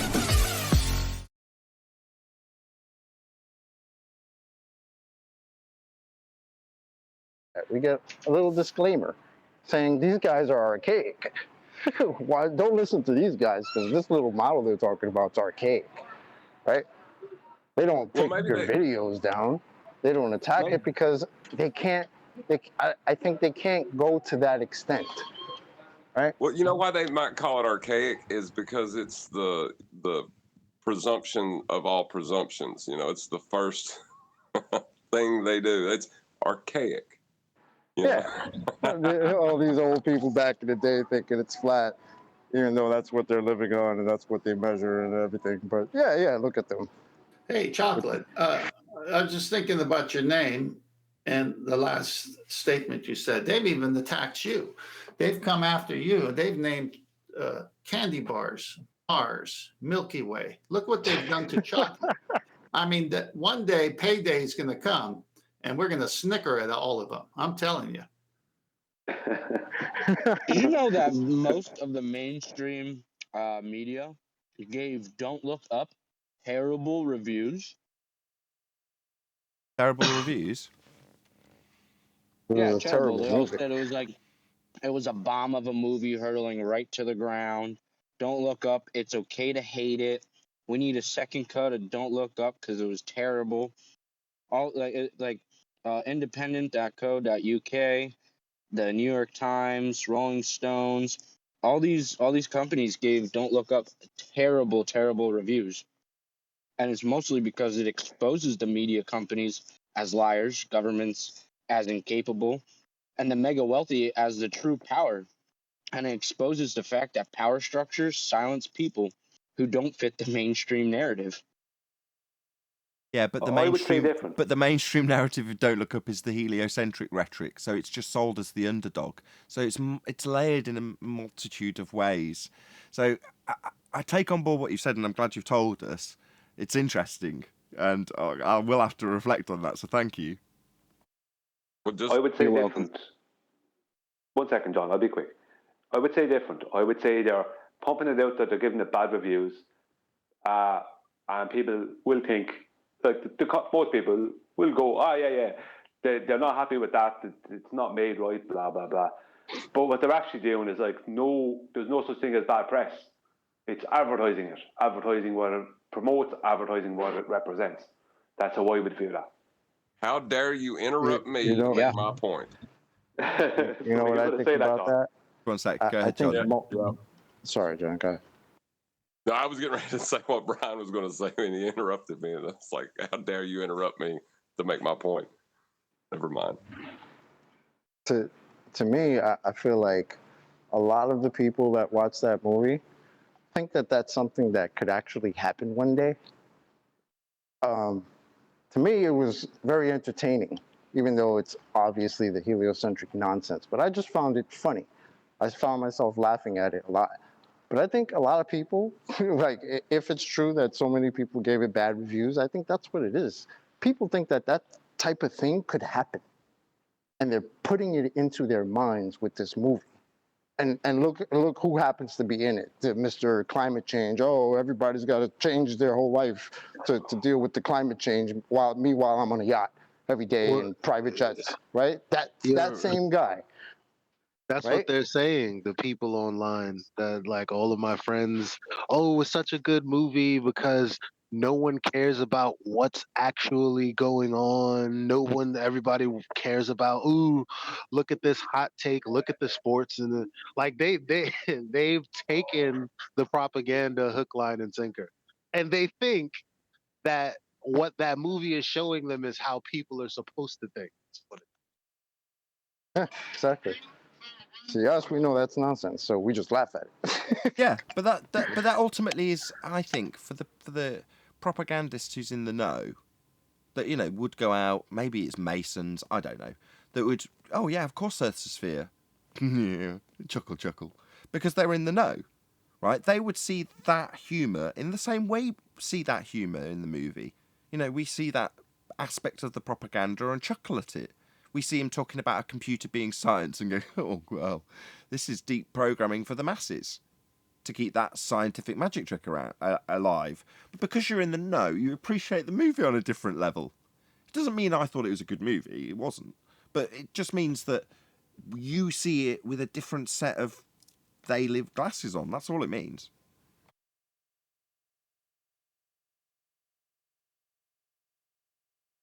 It's both Yeah, some sides pretty of the interesting coin. stuff. It's both sides of the coin, Hegelian dialectic. It's so obvious. If you look at the title of the movie, Don't Look Up, it's funny because it's like as if they're goading at people, like the general public. That's how I view that title. Because most people don't look up. And Nathan, you can attest to this because you know this. Most people don't look up. They're told a story, as Chocolate said, from the day they're born. They don't look up and go, hang on a minute. This story and all this nonsense is not matching to what I'm seeing. Most people don't. And those that do, let's say astronomers, right, they are so engrossed in that story, right, that they look up and they have to make up these stories about the lights they're seeing in the sky. They're so engrossed in the story that they can't view it any other way, unless they're very honest. There's a few out there who are. But in general, most people look at their phones, they see heliocentric stuff that's mostly CGI or photos or diagrams or whatever. It's all stories. Don't look up, don't look at, like if we look up, hang on, that doesn't match to what they're saying. 93 million miles away. I don't think so. Do you know what I mean? They're just lights. You know what I mean? I don't care what they look like under a microscope, under a telescope. They're just lights. I can't confirm anything else. Based on the last few shows, I don't know if you agree with me or not, people are treating... I don't agree with you. Sorry. Thank you. Just as long as you know you can only do a 180 and nothing more, you're fine. People are coming to this channel thinking it's a one-stop truth channel for all topics. It's not. It is flat earth debate. And successfully today, we got very little into the main reason for the show. And that is a shame, because this is not a one-stop truth channel for every single thing that's happening in the world. That's not the purpose of the show. It's not Nathan's purpose. Number one, we got to safeguard the channel. That's number one, because we got to have it. And we need to keep the topic, because people are coming here seeing that we have these great arguments against the heliocentric model and the lies, and saying, yeah, you guys are truthers. And how about this subject? And how about that subject? And then we steer away trying to tell them the template. Well, where's your proof? Where's the first evidence of this? Is it secondary? Is it primary? And then we fall into it because we're applying what we do here on another subject to that. And then next thing you know, we don't even talk about flat earth. And next thing you know, we might not be here one day. So I would say, let's get back to our roots. Okay. You may have Let just me given, lead you. Let me lead you that way then. Let me lead you in that direction. What do you think of the film known as The Shining? And then there's like an explanation to every scene in that film, known as The Shining Code 2. The film was made by Stanley Kubrick, and it's turned out to be a confession movie. he's Who are you trying to directing let us that know to? that he was responsible for the early part of the Apollo missions. What do you think about that? Who are you directing that question to? Well, to everyone, to you in particular Okay. as well, sir. To you, sir. No, I've never watched the movie. I don't care to watch it. Someone else take it. Well, no. I would like to say. Hold on. Just Tenth was talking about this yesterday, weren't you not? You were talking about Hubbard and Kubrick and all. No, I know names and facts of YouTube videos that connect them together, but I have not seen The Shining. So how could I comment on it? Yes. Yeah, it's a film. The book is originally by Stephen King, and Stanley Kubrick used that film to make kind of like a horror movie. But what he done was he intertwined clues and hints referring to the Apollo missions from start to finish. It's peppered with clues all the way, non-stop. And it's meant to be a horror movie, but yet he intertwined references to Apollo from the very start, very first scene, the song and everything, opening song. Brilliant. I saw the movie when I was 19 years of age, expecting to be scared and, with my friends. And we came out thinking that the movie was absolutely rubbish. And we went off to McDonald's and had something to eat. I never thought about it. And I was 19. I then get to 2006 and I happened to see The Shining Code 2. And I thought, what's that? And I clicked on it. And it was the explanation of the movie, what Stanley Kubrick was trying to tell us. It broke down the film. So you need to watch it because it's fantastic. Basically, he links to us that he was responsible for the moon landings, especially the early part. That's already there by the sheer fact that he was working with NASA, and you see pictures of him with all the people there, and that's what I commented on. So he definitely was involved in it. But now you bring more into the argument, so that's good to know. You're causing feedback. Hold on, just there's a couple of people in the Discord server that I can link you to that if you want, folks. I can link you to that one. That's Jin, you're causing chaos when you're not talking. If you're not on mute, all we hear is your speakers feeding back. And who's that guy that I just muted a second ago? No, he's gone. Whoever that was. ELB OTV. You're causing audio chaos, my friend. Yes, sorry, I didn't know I wasn't on push to talk. Right. Whoever, just try and stay on mute if you're not talking. Thank you. Just as a quick question about this before we go further into it. Say Stanley Kubrick did have a provable connection to NASA, and that he even helped film cinematography for NASA. How does that prove what they did or didn't happen?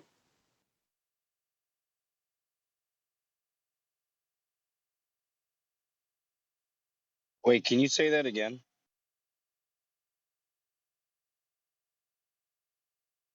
It doesn't prove either way, John. It doesn't prove it. It's speculation, but it doesn't prove. It's not solid proof, but it is speculation. Now, I'm not putting it down. I'm just saying it isn't actual proof. Well, that's one of the things that, you go down this path, and it's maybe an interesting path, but it leads to an intellectual folly at the end. It's not proving that they didn't go to second law of thermodynamics violation. John, can I check that with you? A real test right now, live on air. Can I test that with you with a question? Go ahead. Okay, John, you used to be a believer in heliocentrism, sphere, rotation, R value. Was it the Stanley Kubrick connection that got you the flat Earth, or was it a housekeeping question? It was the black swan, yeah. Thank you. Can I ask John a question? John, can you have gas pressure without containment? Can you have temperature without containment? And can you have vacuum without containment? That's all the proof you need. Yeah, well, there you go. I mean, no, not putting down the things about Stanley Kubrick and The Shining. Very interesting. I have seen some stuff about it in the past. Not putting it down and just stating actual facts. when we're looking for them, all we have to look at is provable physics. Wait, sorry. Yeah, Can you it's true. repeat that again about what you said about temperature in a container? What'd you say? Yeah, I asked John, can you have gas pressure, temperature, or vacuum without a container? And he said no, because you can't. Can't have any of them without containment. What about like convection heat? Is that different? Yeah, but that only exists because of containment in the first place.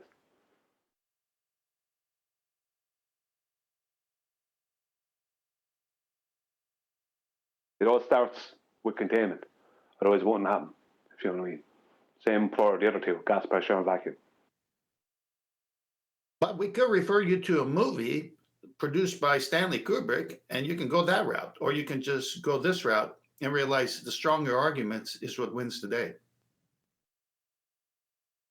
What I will say is, even though for me and for most people here, that the basic physics, provable and non-provable physics questions are the actual proof and evidence. You could tell someone about the Stanley Kubrick thing, and that could be what sends them over the edge. Because Jaron Campanella has a story about a neighbor of his who told him all kinds of stuff your man didn't want to hear about it. And then when he told your man that in 2019 they started blacklisting Flat Earth and showed him the video of the CEO of YouTube in the Senate or whatever it is in the US. That was that. Your man changed straight away. So you don't know what, like, I'm saying it's not solid evidence, but that doesn't mean it won't change someone's mind. No, I'm not saying don't use that thing with Stanley Kubrick or don't ever refer to it. I'm saying proof, actual proof that you can demonstrate on the spot immediately without having to go and say, well, who do you know that knows Stanley Kubrick? I mean, you see what I'm saying? Immediate. Yeah, no, I wasn't attacking what you said. What you said was absolutely true, 100%. I was just pointing out this. Who was it said it about the Stanley Kubrick movie? Sorry, you'll have to. I can't remember what it was. About Stanley Kubrick and all that. Like, I know. My point is that still has validity. You know, even though for me, that was I could have passed it. Jin. I couldn't remember who it was that said it, but it still has validity. So I'm not putting it down. I'm just stating that from an evidence point of view, we can show it we can demonstrate it in front of the public that these things can't happen. But as I said, you know, someone could be easily brought over the edge, simply by the Stanley Kubrick information. I recently had I shared a story where a person heard the arguments, became a flat earther, and I'm in contact with them. This was several months ago. And he contacted me and gave me some of these types of, because now he's looking at everything, whereas before he wasn't. He says, thank you for opening my eyes. Now the world looks so different now based on the evidence of, you know, flat earth, and I could see it coming through the movies, this and that. So he called me and he says, what do you think about this argument? And then he gave me another one. And I said, do you really want to go there? Why don't you destroy it first with solid proof? And then you could say, oh, by the way, how about this? Or by the way, how about that? And that will make a stronger connection than if you lead with that one. And he says, you know what? I'm not going to bring those things up because the housekeeping questions is what got me. And that's what works because it was so obvious and evidence-based. Yeah, well, in my case, Jin CBR1 here speaking. I like to garnish the heavy meats and potatoes, heavy proof, with some of the old sprinkling of like Stanley Kubrick, or another one called Was It Only a Paper Moon? By James Collier, investigative journalist, proving that they couldn't have done the moon landings and the LEM could not have worked in a vacuum. That was quite interesting because all these things relate to the Earth not being a spinning ball. And if it's not that, then what is it? You see what I mean? So it does link. It does lead you See, there. I can relate to what Jin is saying because when you add on the actual strong evidence mixed with this type of thing where he's saying he's peppering it or garnishing it. I think he said with these little factoids. I think it does help a lot of people come to certain things because, like, way before I was a flat earther, or I would call myself that, like, I already knew NASA was full of shit. And that's because I saw things like just weird things that they would say, weird ways that they would act, like, you know, that, what's that movie? Astronauts Gone Wild, right? That was one of the first times I could see astronauts, and they're just not acting the way people who have actually accomplished what they were supposed to accomplish. They didn't act the way people would act. And to me, way before Flat Earth, I'm just thinking, well, that's just weird. Why would they act like that? Why none of them would, even if they don't want to put their hand on the Bible, why do they all act suspect as shit right now? You know? And that helped when I got to the point where I'm thinking, all right, now I'm starting to think about gas pressure without a container and all this other shit. All of that relates, right? Because now I could see why the NASA fucking people are acting like idiots, because they're liars. You know, because if I was they were a dude that went exhibiting to a the very moon, negative psychology, you see. And you can show yeah, Hold on. exactly. Hold on, but it does something else too. Go ahead, John. It does something else too, because if you're talking about these subjects, like in the early days of Flat Earth, there was people talking about these things but not realizing that they don't prove anything on their own, which just made them easy targets because they were putting forth a fallacious argument. You know, like, okay, well, say I concede that NASA is a bunch of idiots, and they are lying, but that does not prove it's not a sphere. Right. There's just Well, anecdotal could I information. just add something in support? Hello. They're just anecdotal evidence. I mean, once you come with the facts and then you bring those, you know, the sprinkle to the top, which, you know, of course, they throw it in your face all the time. But once you actually have the facts, meaning gas pressure without a container, you know, black swan, all that information, and then throw it on top, it's like, oh shit, it's been in front of our faces, and you know. Well, considering that's a good point, considering that gin brought it up, gin alone is not good. You need tonic and lime. Gin, tonic, and lime, and you got the whole argument down. No, I've got my tonic and the lime. Could I just throw something out there in defense of gin, although it's a slightly different thing, but it's on the same topic. A lot of people would never be in the world can't talk about the flat globe thing. They're going to go against you. They're going to fight. You will, though, anybody, literally anybody at a party or people you know, they are willing to talk about the validity of the moon landings. Now, a fact that a lot of people in general public, I don't know about Flat Earth, but a lot of people in the general public aren't aware of, is that Michael Collins, who was claimed to be part of the Apollo 11 first moon landing, right, was the fourth supposed person to walk on the moon, because he in Apollo 12, right, during Apollo 12 mission, he was a photorealism painter, and he specialized in photorealism paintings of the moon and the heliocentric globe and other things, right? So he painted the moon landing for them in the background. And the blue marble. There's a good chance responsible that for Michael Collins is actually that's right. Is actually the painter of the blue marble, the original one. Yeah. Yeah. My problem is that the people that come on this show are like some of the most up to date, I'll say, with the information.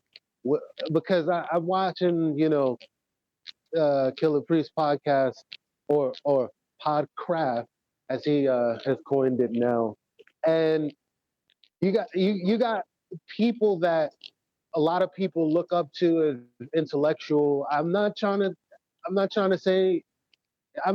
talk anybody down. I don't even want to say no names, but when you are the person that's coming on and the people in the audience think, okay, this is a flat earther who has the most knowledge. Okay, so we're going to listen to him because we don't know what's going on. And that person says that the sun is at the same level as the clouds. That's hard to undo for everybody else that comes and asks people like us, well, didn't you guys say that you guys believe that the sun is at the cloud level? I mean, how ill research do you have to be to not realize that it's 12 o'clock somewhere and the sun is always well above the clouds? Define above. Are you claiming it's in a literal location, or does it just? I'll define above. You can be looking at a high altitude balloon footage, which is obviously above the clouds, but you'll be looking at what appears to be the sun still above that. Right. But is it though? Is it above, or does it just appear like that? Well, it definitely doesn't appear to be at the cloud level. Well, technically, it's not at the cloud level, that's for sure. All right. So what about when you're actually standing on the ground and it does appear to be underneath the clouds or in it, and you see the shadow workings to actually suggest and support that? What then? Yeah, that's perspective, still but that above doesn't. the That's an clouds? elevation angle issue. I'm answering you.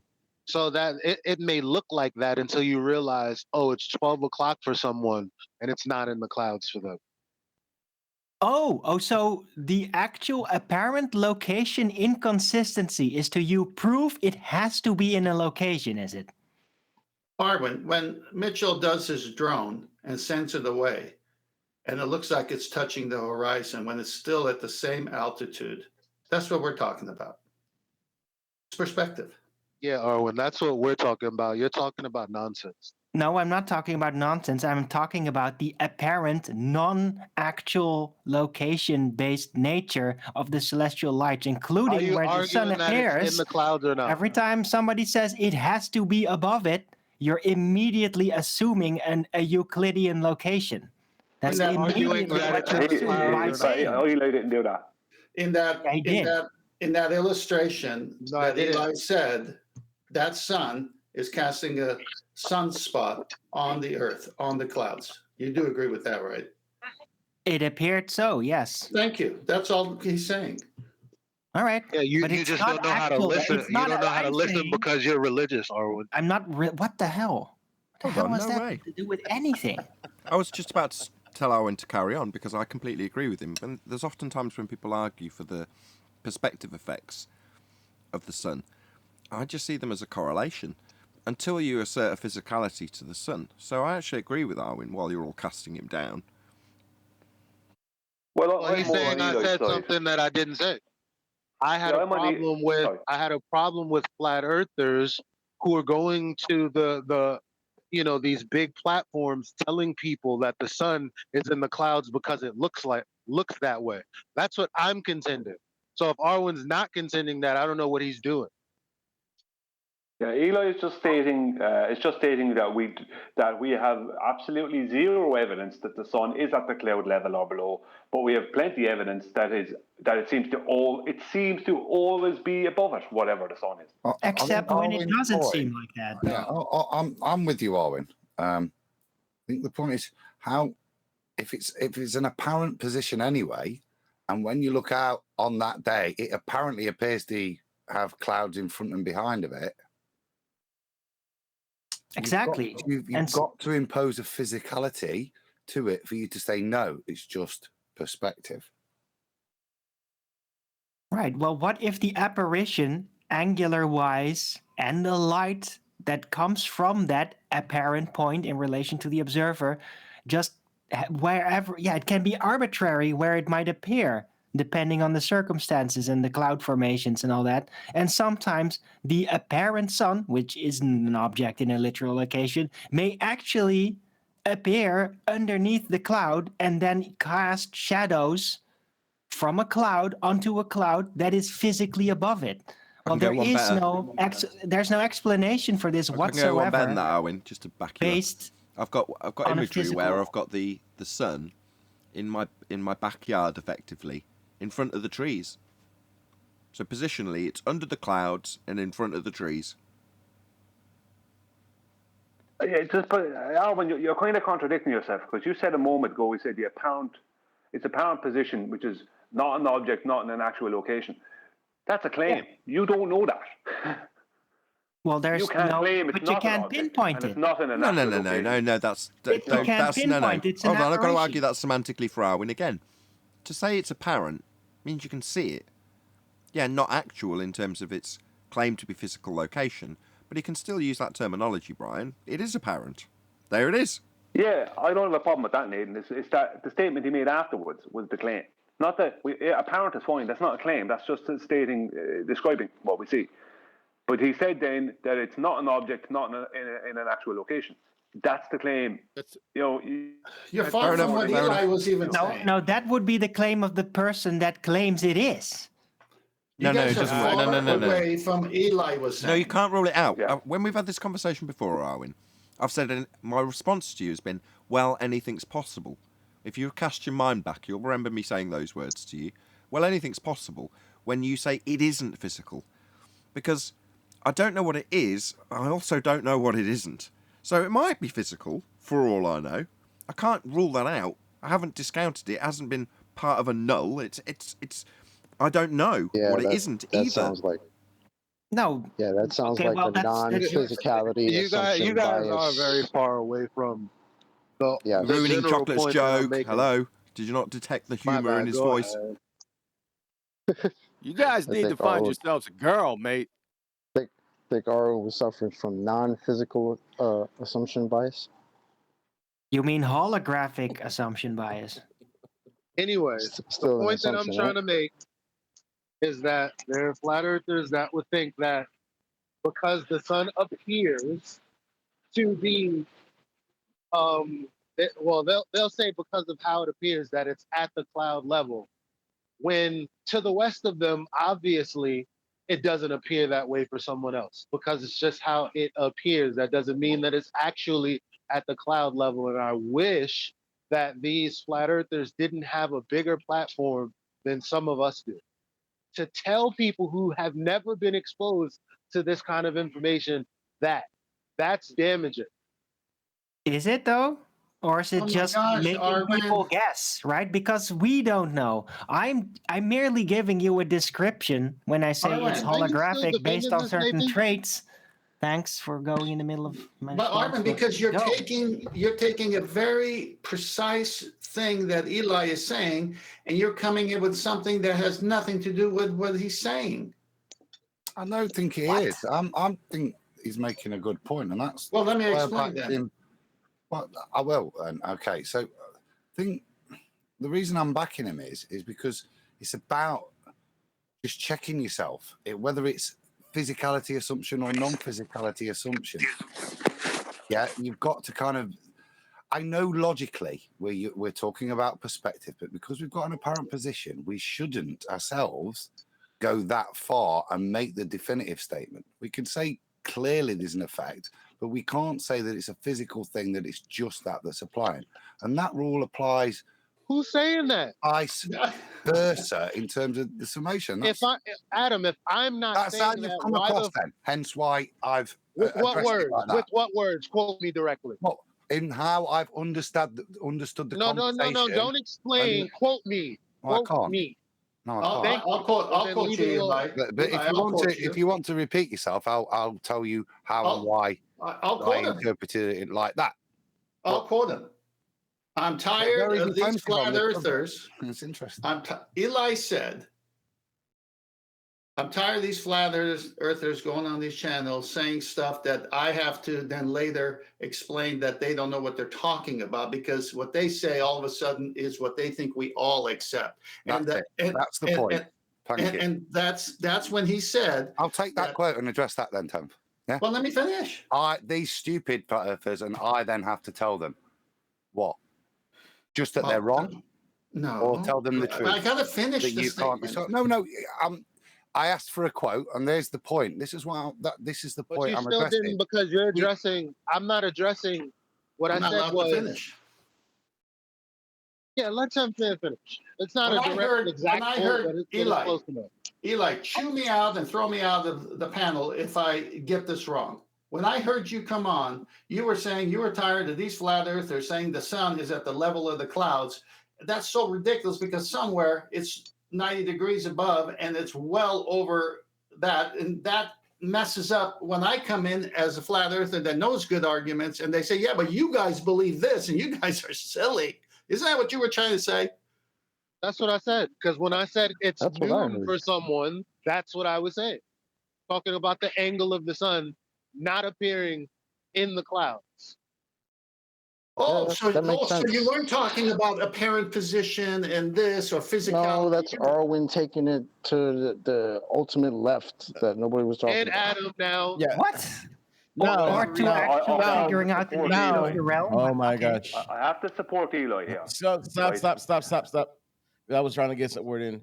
But you know what, that Eli, I was kind of just don't agree with talking. you because I was talking right before you started.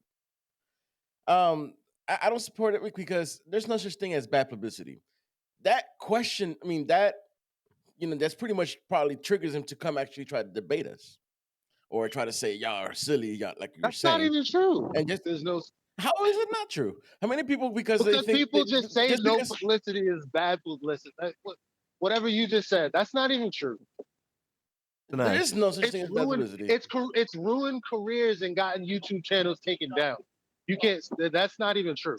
How many people don't come back because they hear it and they never give it another second of thought because it's so ridiculous? How about those people? It gets into their mind though. It gets into their head.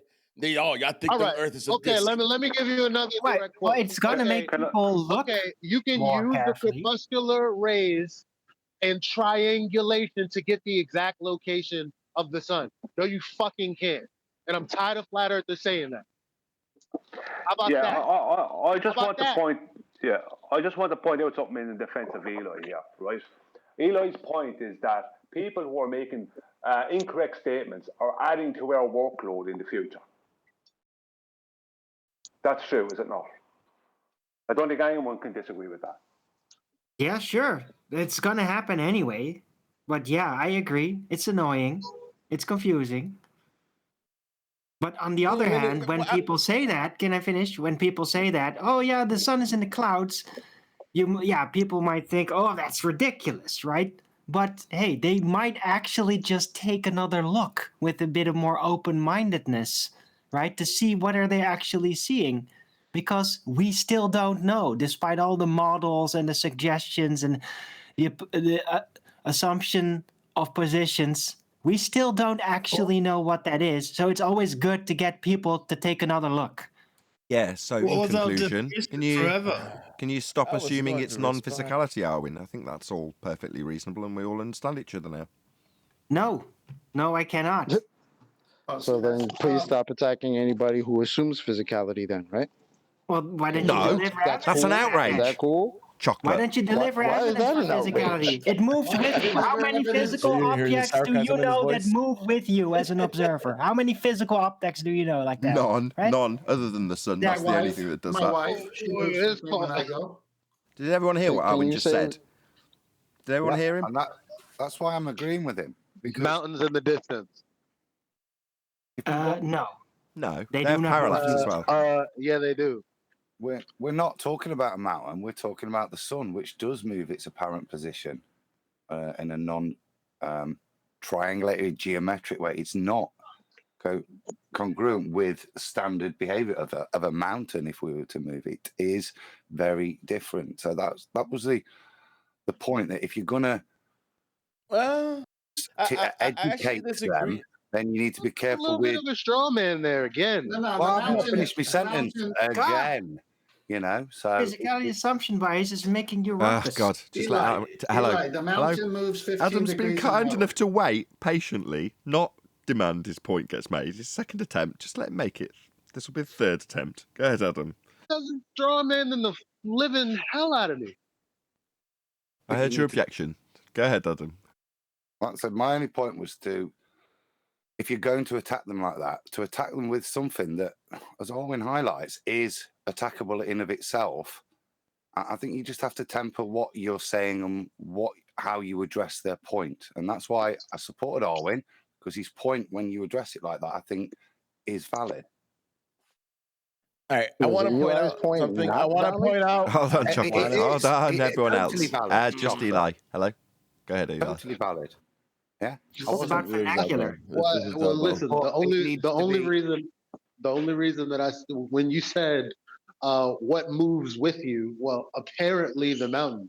Obviously, the mountain's not moving. But when you're in a car and you have parallax and you experience the trees and the near ground moving as opposed to the mountain that doesn't appear immediately to you that it's moving, that's okay. I'm not saying that that's the same thing as the sun. So I don't know why you would say that like Well, that. you was kind the of argument. were. Yeah, No, I wasn't. No, But you corrected yourself now. You can't It say doesn't. that kind of. You just admitted it doesn't. Mountains do actually not move in perfect lockstep with the observer like the sun does. That's not what I But you said. just admitted, so that's fine. Well, if you put the sun on the earth next to the mountain, what would happen, Arwin? I don't think you can because I don't think the sun is an object to be put anywhere. Oh, well, okay. It wasn't even Eli's point, and you're pushing your non-physicality on his point. Yeah, well, exactly. That's where this has a bit of a two different rails going in the same direction. You've got Arwin with his non-physicality assumption bias, and the objection from Eli about people with their physical assumption bias on a flat Earth. That's frustrating him. Yep. Thank you. Well, we could point to like Deliver me proof of a physical black position, swan, right? and I'll drop it. We could point. And I'll drop it after 6 years. We could point to the black. We could point to the black physical. swan of a physical item, right? The crane. You know, the crane isn't the way it's supposed to be, right? And it's apparently all twisted and turning some different direction. Want to add some? Yeah, but it's still subjective second, to a location and perspective and all that. So. Just a sec, Arwin. Yeah, so Hold just on. like the sun. Did you want to add something, Jin? No, not like the sun. Oh, Jesus, third time's a charm. Did you want to add something, Jin, or are you just causing audio chaos for the sake of it?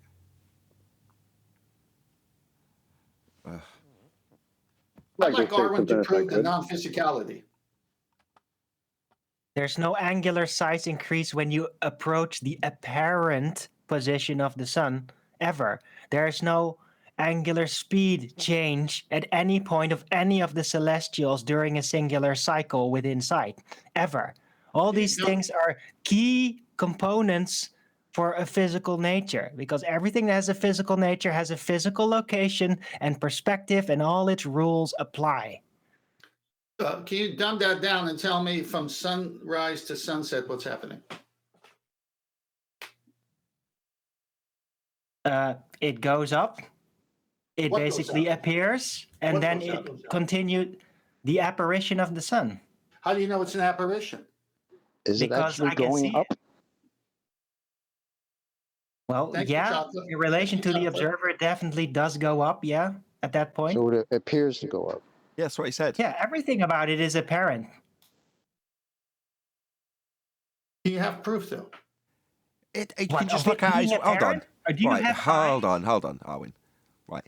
Arwin hasn't been loose with his words. He's very specifically detailed what he can apparently see, because that's what you've asked him to do, 10th. And he is. You're all rumpusing him, going, well, so does it actually go up? Well, no, not when he's disclaimed that's what it apparently does, and I can see it apparently doing it. You're not going to have one over on Arwin in this respect, right? But I'm going to let you know how you can if you'll listen. I beg to differ. I'll let you know how you can. Right now. Easy. The clouds are touching the ocean. Are they? That depends if they're at ground level. Clouds can be in all kinds of heights, because clouds are physical positions in actual locations. The clouds are 10,000 feet above you. And when you look at the horizon, the clouds are 10,000 feet above that guy who's there, wherever there is. Just like the sun is at the zenith there, 12 o'clock somewhere, as Eli said. But when I look, it looks like the cloud seems to be touching the horizon. Are they? Are those Not physical actually. clouds? Oh, thank you. So the physical clouds aren't touching the horizon, but it appears that way. I'd just like to state that the only person, Arwen, I'd just like to state that the only person making an Physical actual things claim can here- have appearances, but non-physical things can only have appearances.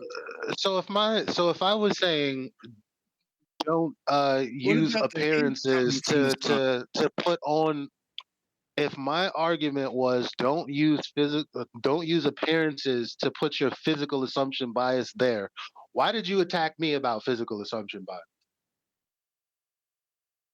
I didn't attack you. I just said the way you described it would be highly suggestive of a literal position, which there is no proof of. How am I doing that when I'm just arguing against a literal position?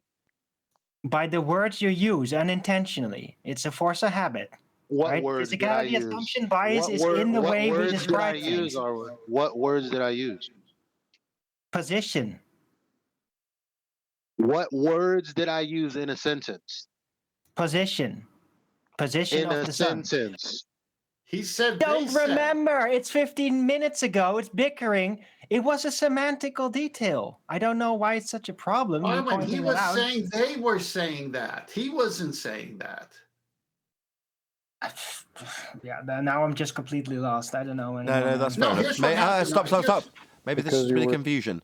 So it seems that Eli moaning about other people putting a son in a physical position and then detailing how they do that has led potentially Arwen to misunderstand and feel that that's something Eli's actually doing when he's actually detailing something that frustrates him greatly. That's probably why this took 20 minutes. That would make sense. There's a bigger problem here. There's a bigger problem here. And I don't know why it's not being addressed. The only person making actual claims about what the sun is and is not is Arwen himself. That's correct. So Arwen, you are the only person actually making claims. Oh, So back it's to projection you attacking. non-physicality assumption bias? Non-physicality assumption bias, chocolate, yeah. Can I I draw still have your not had attention to a any picture? trace of evidence of a physical position. So Yeah, he other keeps than doing the that. No, right, with no one making a claim, Arwen, just nip this in the bud. It's not there for... You can't disprove our He assumptions. knows where I'm damn going it. straight away. Check it out. It's a claim you're making, right? The non-physicality of it. I don't know that's the case. You've already conceded. Yeah, okay, fine. There could be a chance that it's physical. Well, you're saying, but here's all the reasons why it isn't. Okay. Yeah, that's perfectly legitimate also, and very good valid reasons for its non-physicality. But you don't know either way, is the point that Brian's making. But without realising it, maybe, I don't know if you do, you jump down my throat, so I think you do. You are making a claim. But I don't know And how I else to communicate this. And, Fair and I enough. think it was Adam made a good counterclaim with the clouds. That was 10th, but A rebuttal. That's Oh, my yeah, point of yeah, that's 10th. my point of caution, guys, in all of this. Like, that's why I kind of backed Owen for a bit. If we're going to use an analogy where there is a physicality, when you then talk about the behavior of the sun, it's easy to go, well, we're not talking about clouds, so how it behaves, and that's the response that's out there. I've heard awake souls say it. I know what we're talking. You know what I mean? So that was my point of caution, and that's why I backed Arwen up, because we are talking about a very different thing. But you're backing Arwen to tell me not to do what I didn't do. Why are you doing that? I dealt with that. I dealt with that a I've second already ago. corrected that. I Yeah, thought that's dealt you with. were saying it yourself, but you were talking about somebody else. Yeah, so- yeah. That's been dealt with, Yeah, Eli. I didn't- Did you I want an didn't hear you say apology? sorry, though. Hold on. I didn't No, hear you that's say what I was just about to sorry, fish Chocolate. for. I didn't hear Did that. Eli want an Oh, apology? wait. Do you feel hard done by? Yeah, have an apology is good, isn't it? I'm Just sorry, acknowledge your Eli. wrongdoing. You made a mistake. I don't. It's not that I wanted an apology. It's like every time it's. Oh, that's all right then. Let's it's move on. Noted that this is. No, let's move on. You don't want an apology. It's all right, Jin. It's all good. Nathan? Eli's not as big a snowflake as you are making out, Jin. That's just the New Yorker in him. Can I draw your attention to an image I posted 37 minutes past the hour in your main chat? It was taken on February 2011. It's here in Japan. We're about 500 meters up. Can anybody explain what's happening there? That's disgusting. I'm not putting that up. Did you just see the picture of Nice Jose image. as well? Oh, is that not the one he's posted? No, it's 37 minutes past the hour. The sun and the cloud and my bike. Oh, I'm on my way 37. up on a Oh, mountain. okay. Yeah, 37 minutes past, yeah. How high was it? I don't know. 500 meters, just 430 something meters.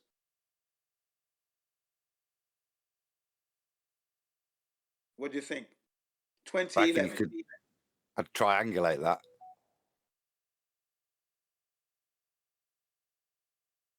I've no Nice idea what you're shot, talking don't you about, think? unless someone's The willing to sun is post it in right there, Master isn't B. it? Sorry, Jin. Unless someone's willing I'll to pull it up. post it.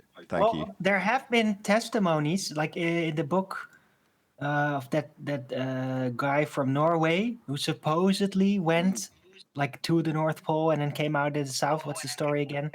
That story, he did testify that there was a phenomenon that he experienced where the sun seemed to be like surreal close by, like really, really close by, like he could almost touch Yeah, it. I mean, look at that. And that happens Yeah. apparently at some certain region very far to the north, where it just seems so close by that it's kind of unsettling because it's like Yeah. almost like 100 meters away or less. That's the shot I've got here. And what do you think? It's good, isn't it? I'm sorry. What's 100 meters away or less? Apparent. It would appear sometimes that the sun at certain regions, when it gets close to the horizon, it seems so close by Fuck out that of here. it was testified to. It's certainly Let's read out a certainly comment not I've got. 93 million miles away. Anyway, is it now? Well, I'm Close just going to read enough out. there, Jen, Just going to- to read to out Kiwi's. triangulate it, surely. Sorry, just one sec, Adam. John sent us a comment, which I'm going to read out. It says, "Be careful, equivocating, apparent," in quotes. It has two meanings. Number one, you can see it. Number two, not actual.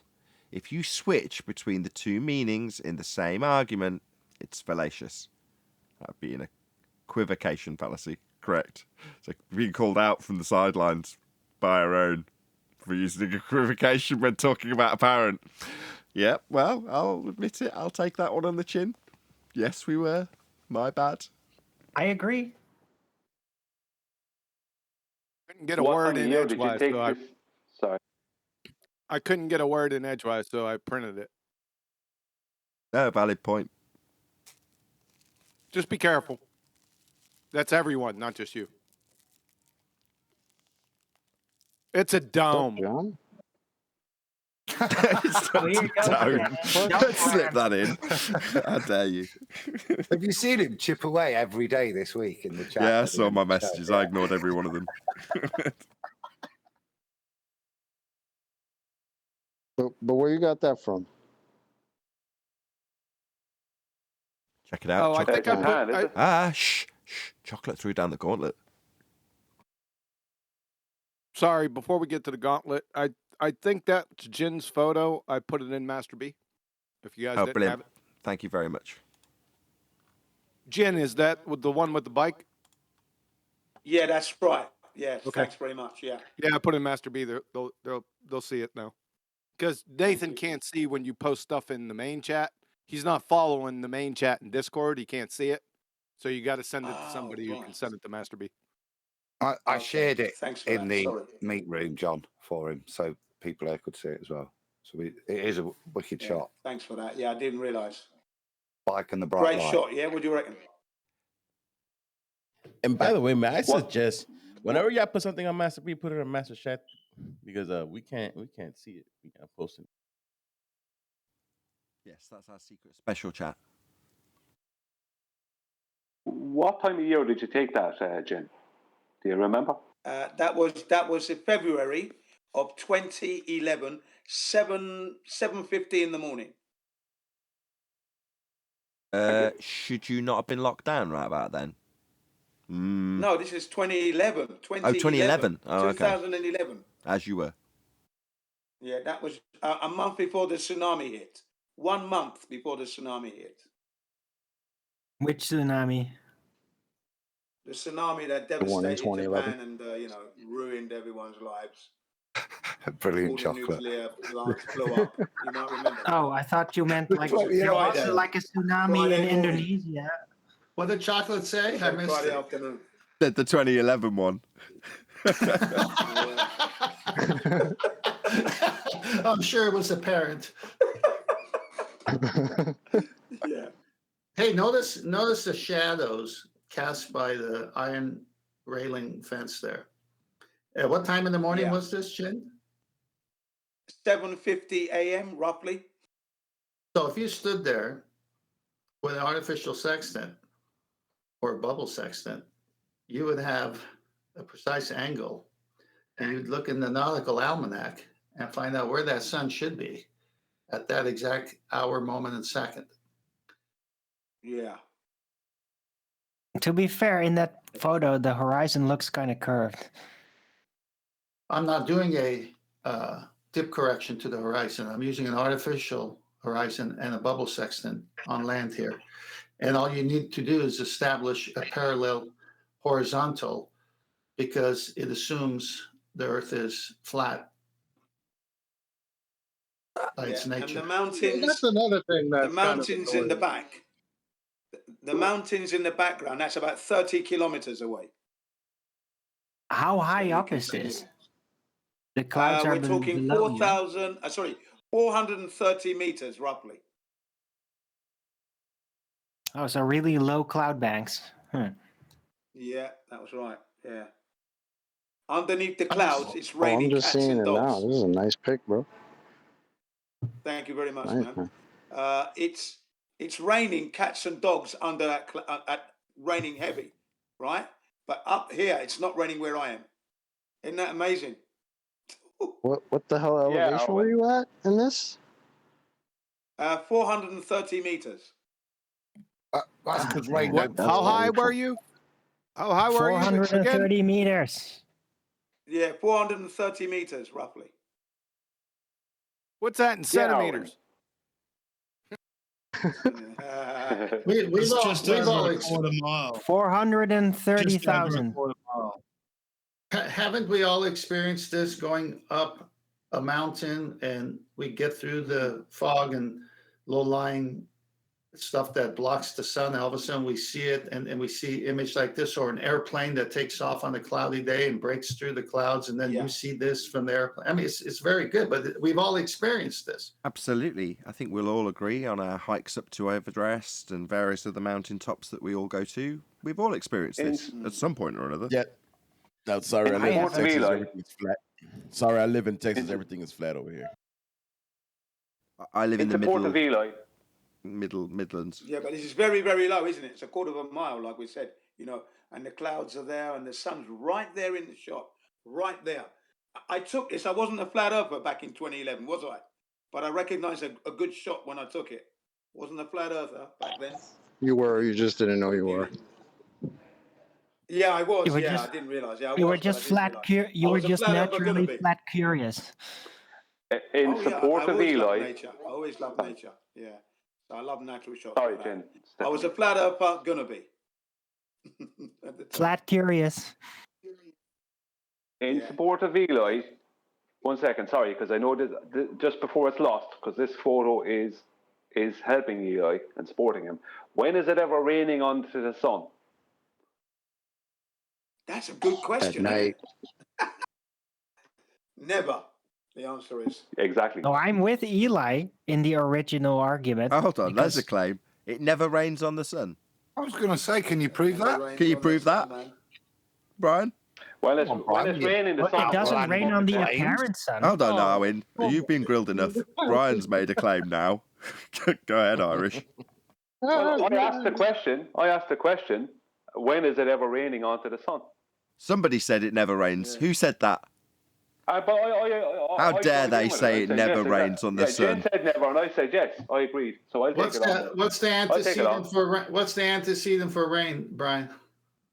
The antecedent for rain would be water vapor, which is clouds. Yeah, which condensed water vapor becomes clouds, and then it becomes rain and falls down. But the point is that all takes the sun creating heat with the surface of the earth first. So the point is that I don't ever remember being out and it lashing rain on top of me and the sun getting rained on at the same time. It being all bright. I remember lots of clouds raining down on top of me and the sun not being visible often the time. I can't lie get though. evaporation. You can get evaporation without the. You can get evaporation without the sun above. You can have heat from below. Yeah, heat then. Heat. Let's just say heat. It doesn't have to be the sun. Heat. What? But What I'm if, just being nitpicky.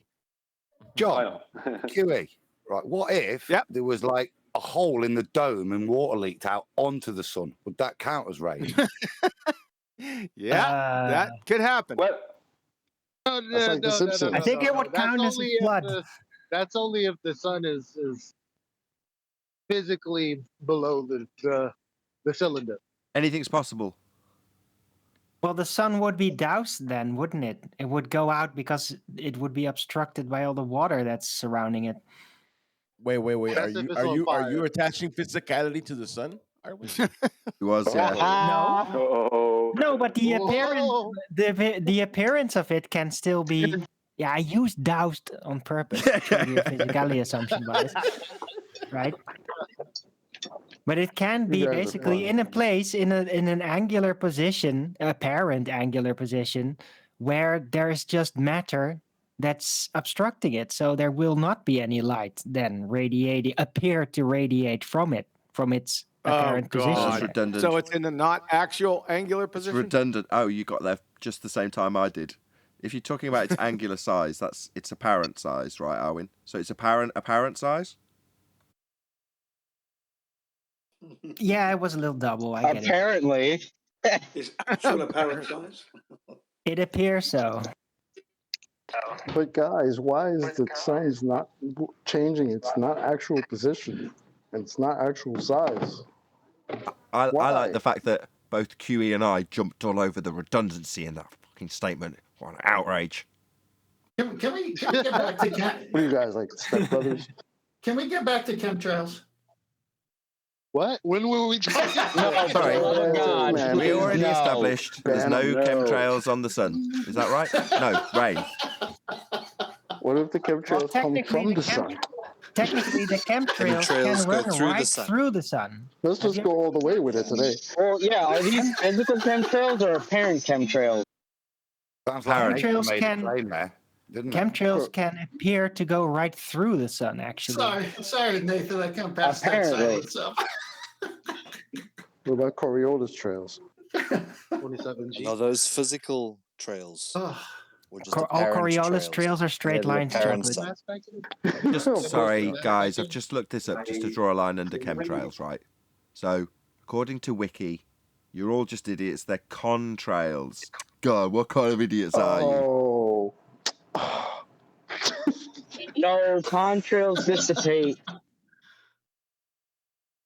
Yeah, and oh. I'm you know just what? We should joking. trip I'm it. just messing with you. Yeah. We should shut the Yeah. show Don't down. even go. I just googled it. Claim. I just googled it. The radius of the Earth is The- 3958.8. Ah, So right, we that's should it. shut We're that. done. We're screwed. We Let's should go shut it home. down, guys. We're all done. Contrails Eli, are you only bastard. left by The real- grifters. Foiled by The Google. real name for chemtrails is SAIs, stratospheric aerosolized we go. injectables. That's great. Bit of a tongue twister. Wonderful. That's what? Contrails are only left. Claim. Contrails are only left by grifters. Chocolate, at best, all you've done is Stratospheric. disprove the radius of the Earth. At best. Nobody got that Of joke? course. No. Come on, let's be sensible. Come on. Nobody got my joke? Let's Yeah, be but what about this sensible. dome claim? Do I need to repeat it? If you insist on Contrails- rumpusing everybody till you do, then probably Arwin. Yes, indeed, I will. Contrails are only left by grifters. Pun Where's that artist, pun. tumbleweed Good one. sound effect on? Exactly. A trail of their cons. Exactly. Yeah, but what about this dome claim? Finally, you got it. What do you mean finally I got it? Don't be condescending now. Wait, somebody said a dome claim? Who claimed dome? Yeah, there's a that dome was claim. QE. QE. Let's It was get him. QE. It was QE. Yeah, Wait. Owen didn't get that one. Condescending, he didn't get it. It's a No, you dome. have to explain it to him, and then he'll blame me for it. Is that a physical assumption or bias?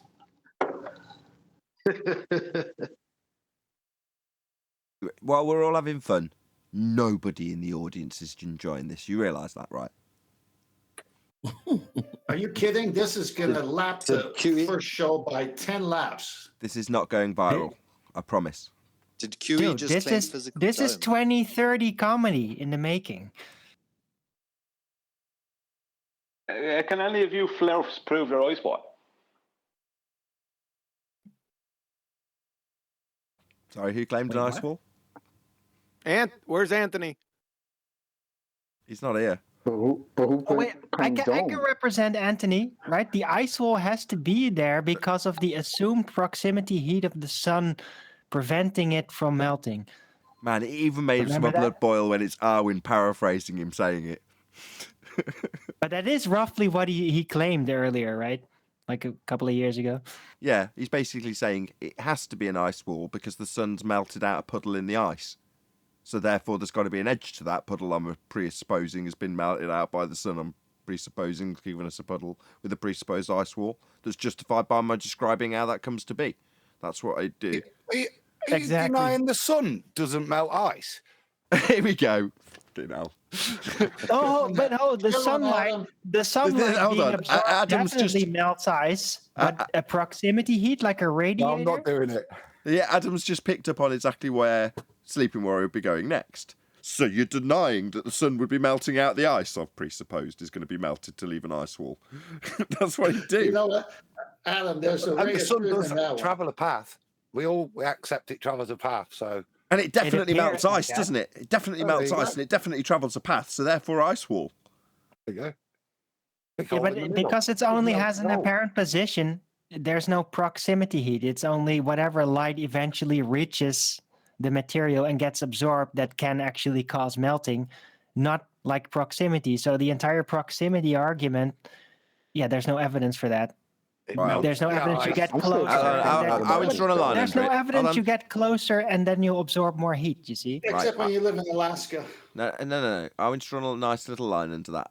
Unless there is actually any ice wallers in the panel that are like, actually, yeah, I think there's an ice wall because. Because Admiral Byrd claimed that there was one. Admiral Byrd. Admiral Byrd? Who the hell is Admiral Byrd? Yes. It's an admiral. You know, I was Somebody the I told was me. well, I can't say definitively I was the first, but I had never heard anyone question how the hell he saw a continent the size of America. How do you see a continent the size of America when You no were- one can yeah, get you high wanted the enough to see a first. continent? Well, Yeah, did you were hear the the part first. where he says how he was intercepted by other beings? Get a lot of carrots. Yeah, Admiral Byrd is a The ice weak wall. person in the military. With the ice wall, doesn't the ocean that didn't go need to well. be contained? Contained by the Contained by ice wall what? that's 200 meters tall.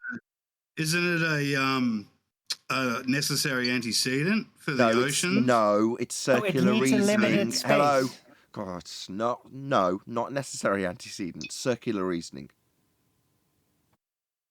Just like gas pressure requires a container, so do the oceans need a containment, a limited volume in order to be at a stable level as they are. So there has to be containment. Does that have to be an ice wall? Correct. No. Correct. Absolutely spot on. Back to the same exact argument we'd have with the Doma. Shoreline. Doma would have the same exact thing said that Arwin's just said to them.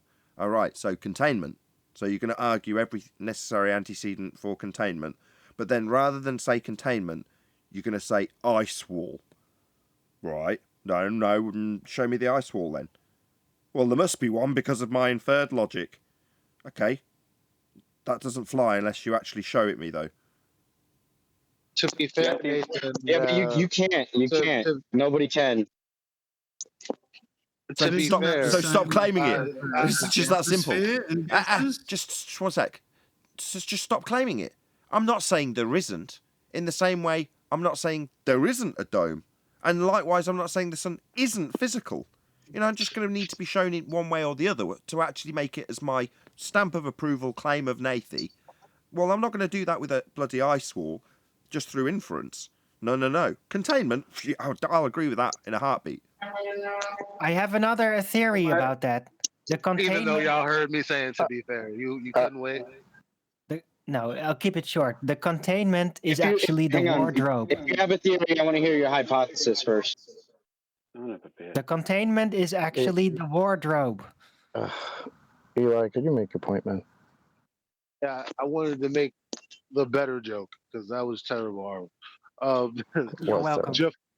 Jafar banishes Aladdin to the ends of the earth, where he is then sat on top of a what ice shelf. So there you have it. Disney told you that there's an ice wall. That's racist. I'm 25% Arabian. Why is it every time someone brings up an ice wall, we get a cold shoulder?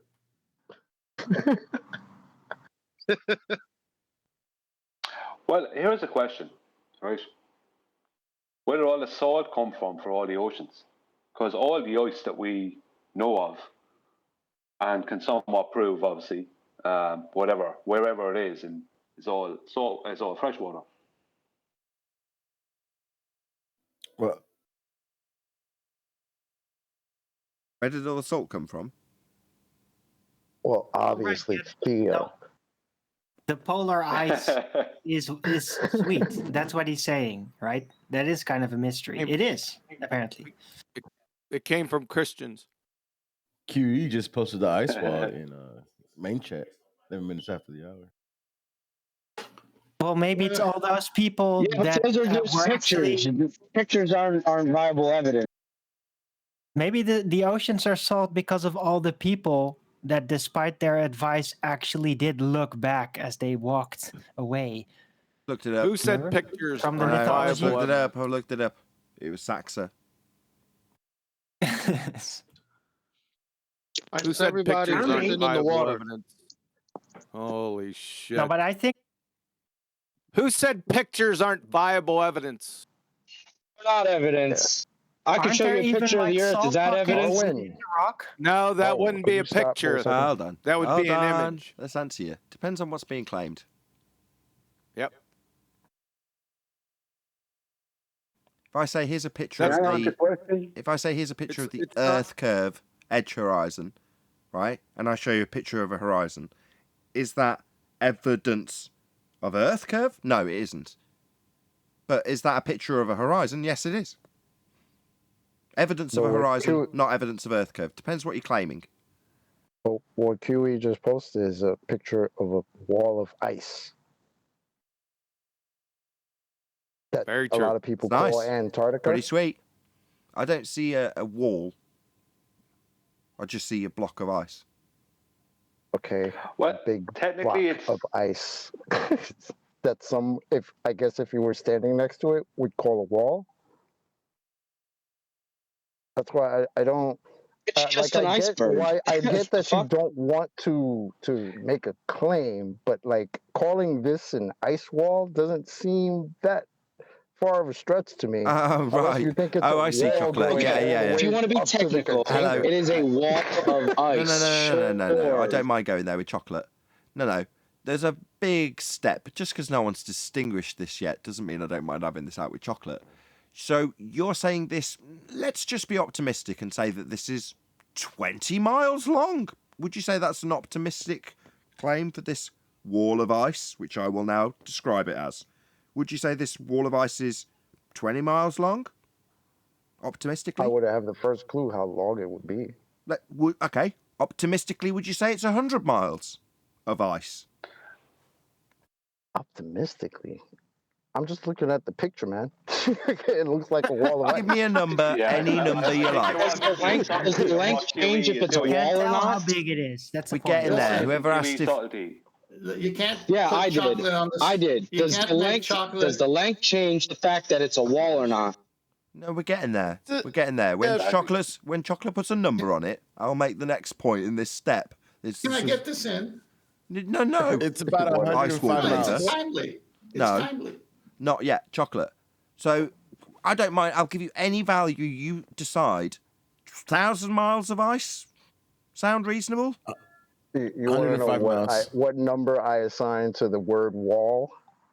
Is that what you're asking me? I'm going to contextualize, quote, ice wall momentarily, Chocolate. But we're talking about this picture at the moment, and we want just an arbitrary number that you're happy with about how much wally ice we've got here in this picture. I 105 don't. I miles. wouldn't assume to guess how much ice you got there, but Well, if you I'm don't, I pretty can't sure move if on. I So was we're at a stalemate, standing- aren't we? If I was standing next to it, I'm pretty sure it'd be taller than me to the point where I could call it a wall. Yeah, I'm not disputing that. I've said I concede. I'll call it a wall. But how Okay, big of a so we're wall are we cool. talking? How big of a wall? Well, I I'm have looking no at a wall idea. that's 12 It's feet in length at 105 the miles moment. long. Somebody said 105 miles. I'll take it. You happy with that, Chocolate? 105 miles? Arbitrarily assigned by dude in the Discord Don't agree to server. that, Chocolate. But that's length, right? We're talking about how high it is. Doesn't matter. Okay. It's supposed to be about 200. Define whatever you like. Does it matter? Of course it matters. Get It the definition of matters. a wall, Chocolate. It matters when I move forward and contextualize let's give it an arbitrary number that we've all heard of in this context, 74,000 mile ice wall. Now that's a bit Hang different on. to what's on screen right now, isn't it? No, you've all completely missed it. Here we I mean, can prove you the take a ice wall. picture that's 74,000 miles? Does this Yeah, look but like can we prove there 74,000 is an miles ice of wall? ice wall surrounding the entirety of the known world? Doesn't look like it to me. Looks like there's a gap at the end of it for a start. Yeah, That's where but it that doesn't turns. mean there isn't such a thing as an ice wall.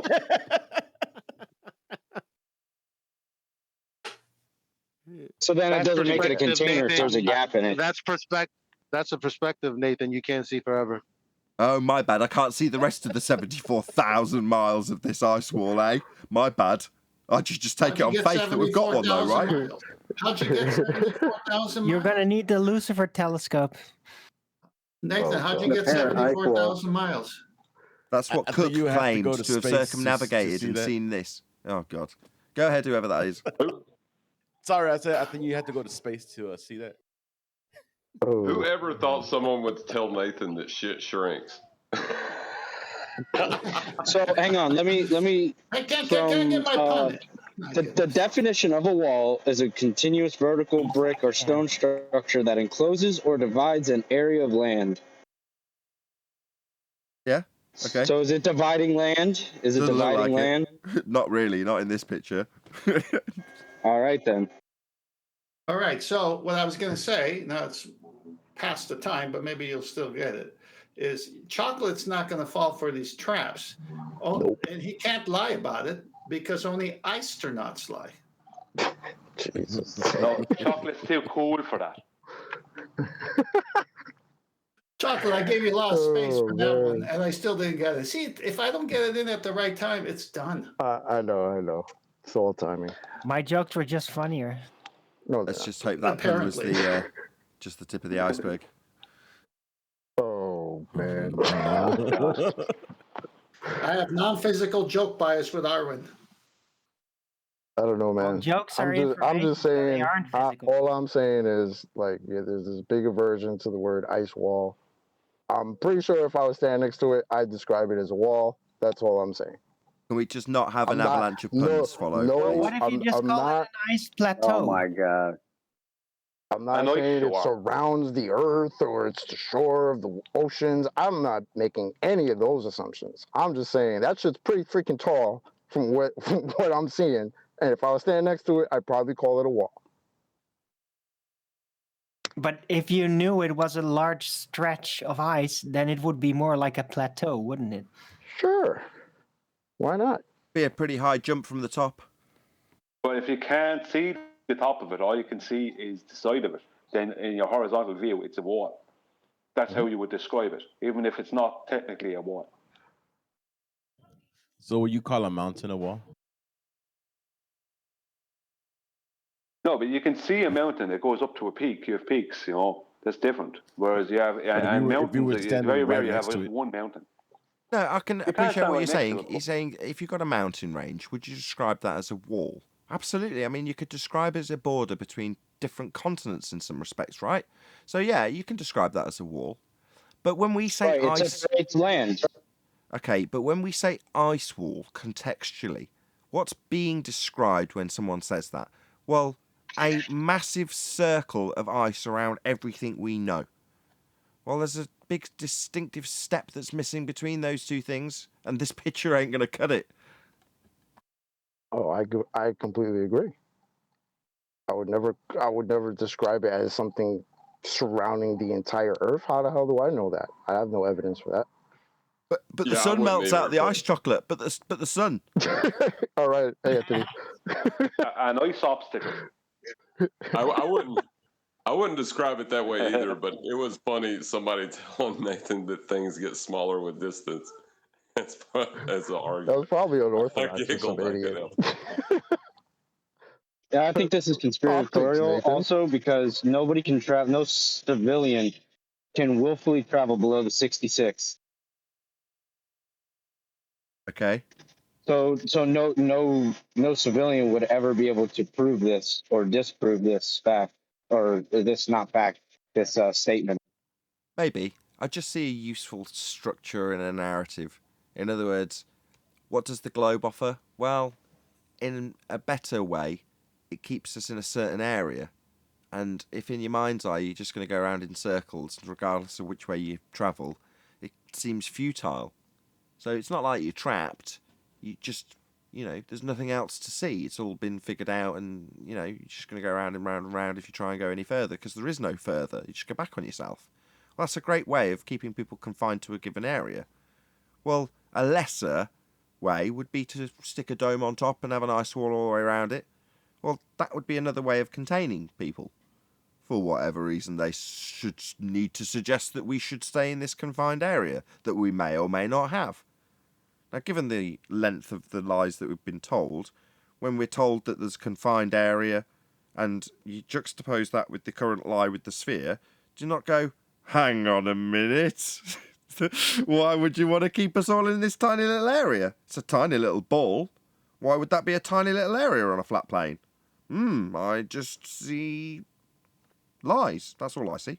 Now, does that mean that there isn't containment and there isn't an edge to a dome? There might very well be. But in the narrative, it's just there below whatever line that guy just talked about, isn't it? Yeah? We can't go beyond it because then you'll get to this hidden mystery of the containment that may or may not be there. Yeah? In this local area on the maps, there it is on your whatever UN map or your azimuthal equidistant or your Gleasons or whatever. There they all are with their ice walls all the way around them. And who's given you these maps? Oh, well, the same exact powers that should not be that told you the world's a sphere. So why would you trust these stupid lying maps with ice walls around them? Well, thank goodness for the Antarctic Treaty that keeps us all safe from these very dangerous ice walls, supposedly, that are out to get us. Can I make a naive statement about the Gleason's map? When it shows the December 21st solstice at the bottom, they have the June and the December solstice. When it shows that, he states that there is on December 21st, which is the longest day of the year south of the equator, we're told. Or it seems to be. It is, I should say. That there is no light past the 80th degree parallel, according to Gleason. So maybe they're hiding a load of darkness because they don't even know what's there. Maybe. Anything's possible. Speculation. Yeah, certainly interesting. But with that, I'm going to say another huge, massive, enormous thank you to both Discord and G+ panels for making today's after show possible. And of course, a massive thank you to all of you in either Nathan Oakley 1980 or Nathan Oakley Premiering streams for hopefully smashing the super chat, liking, commenting, sharing, subscribing, and all that good stuff.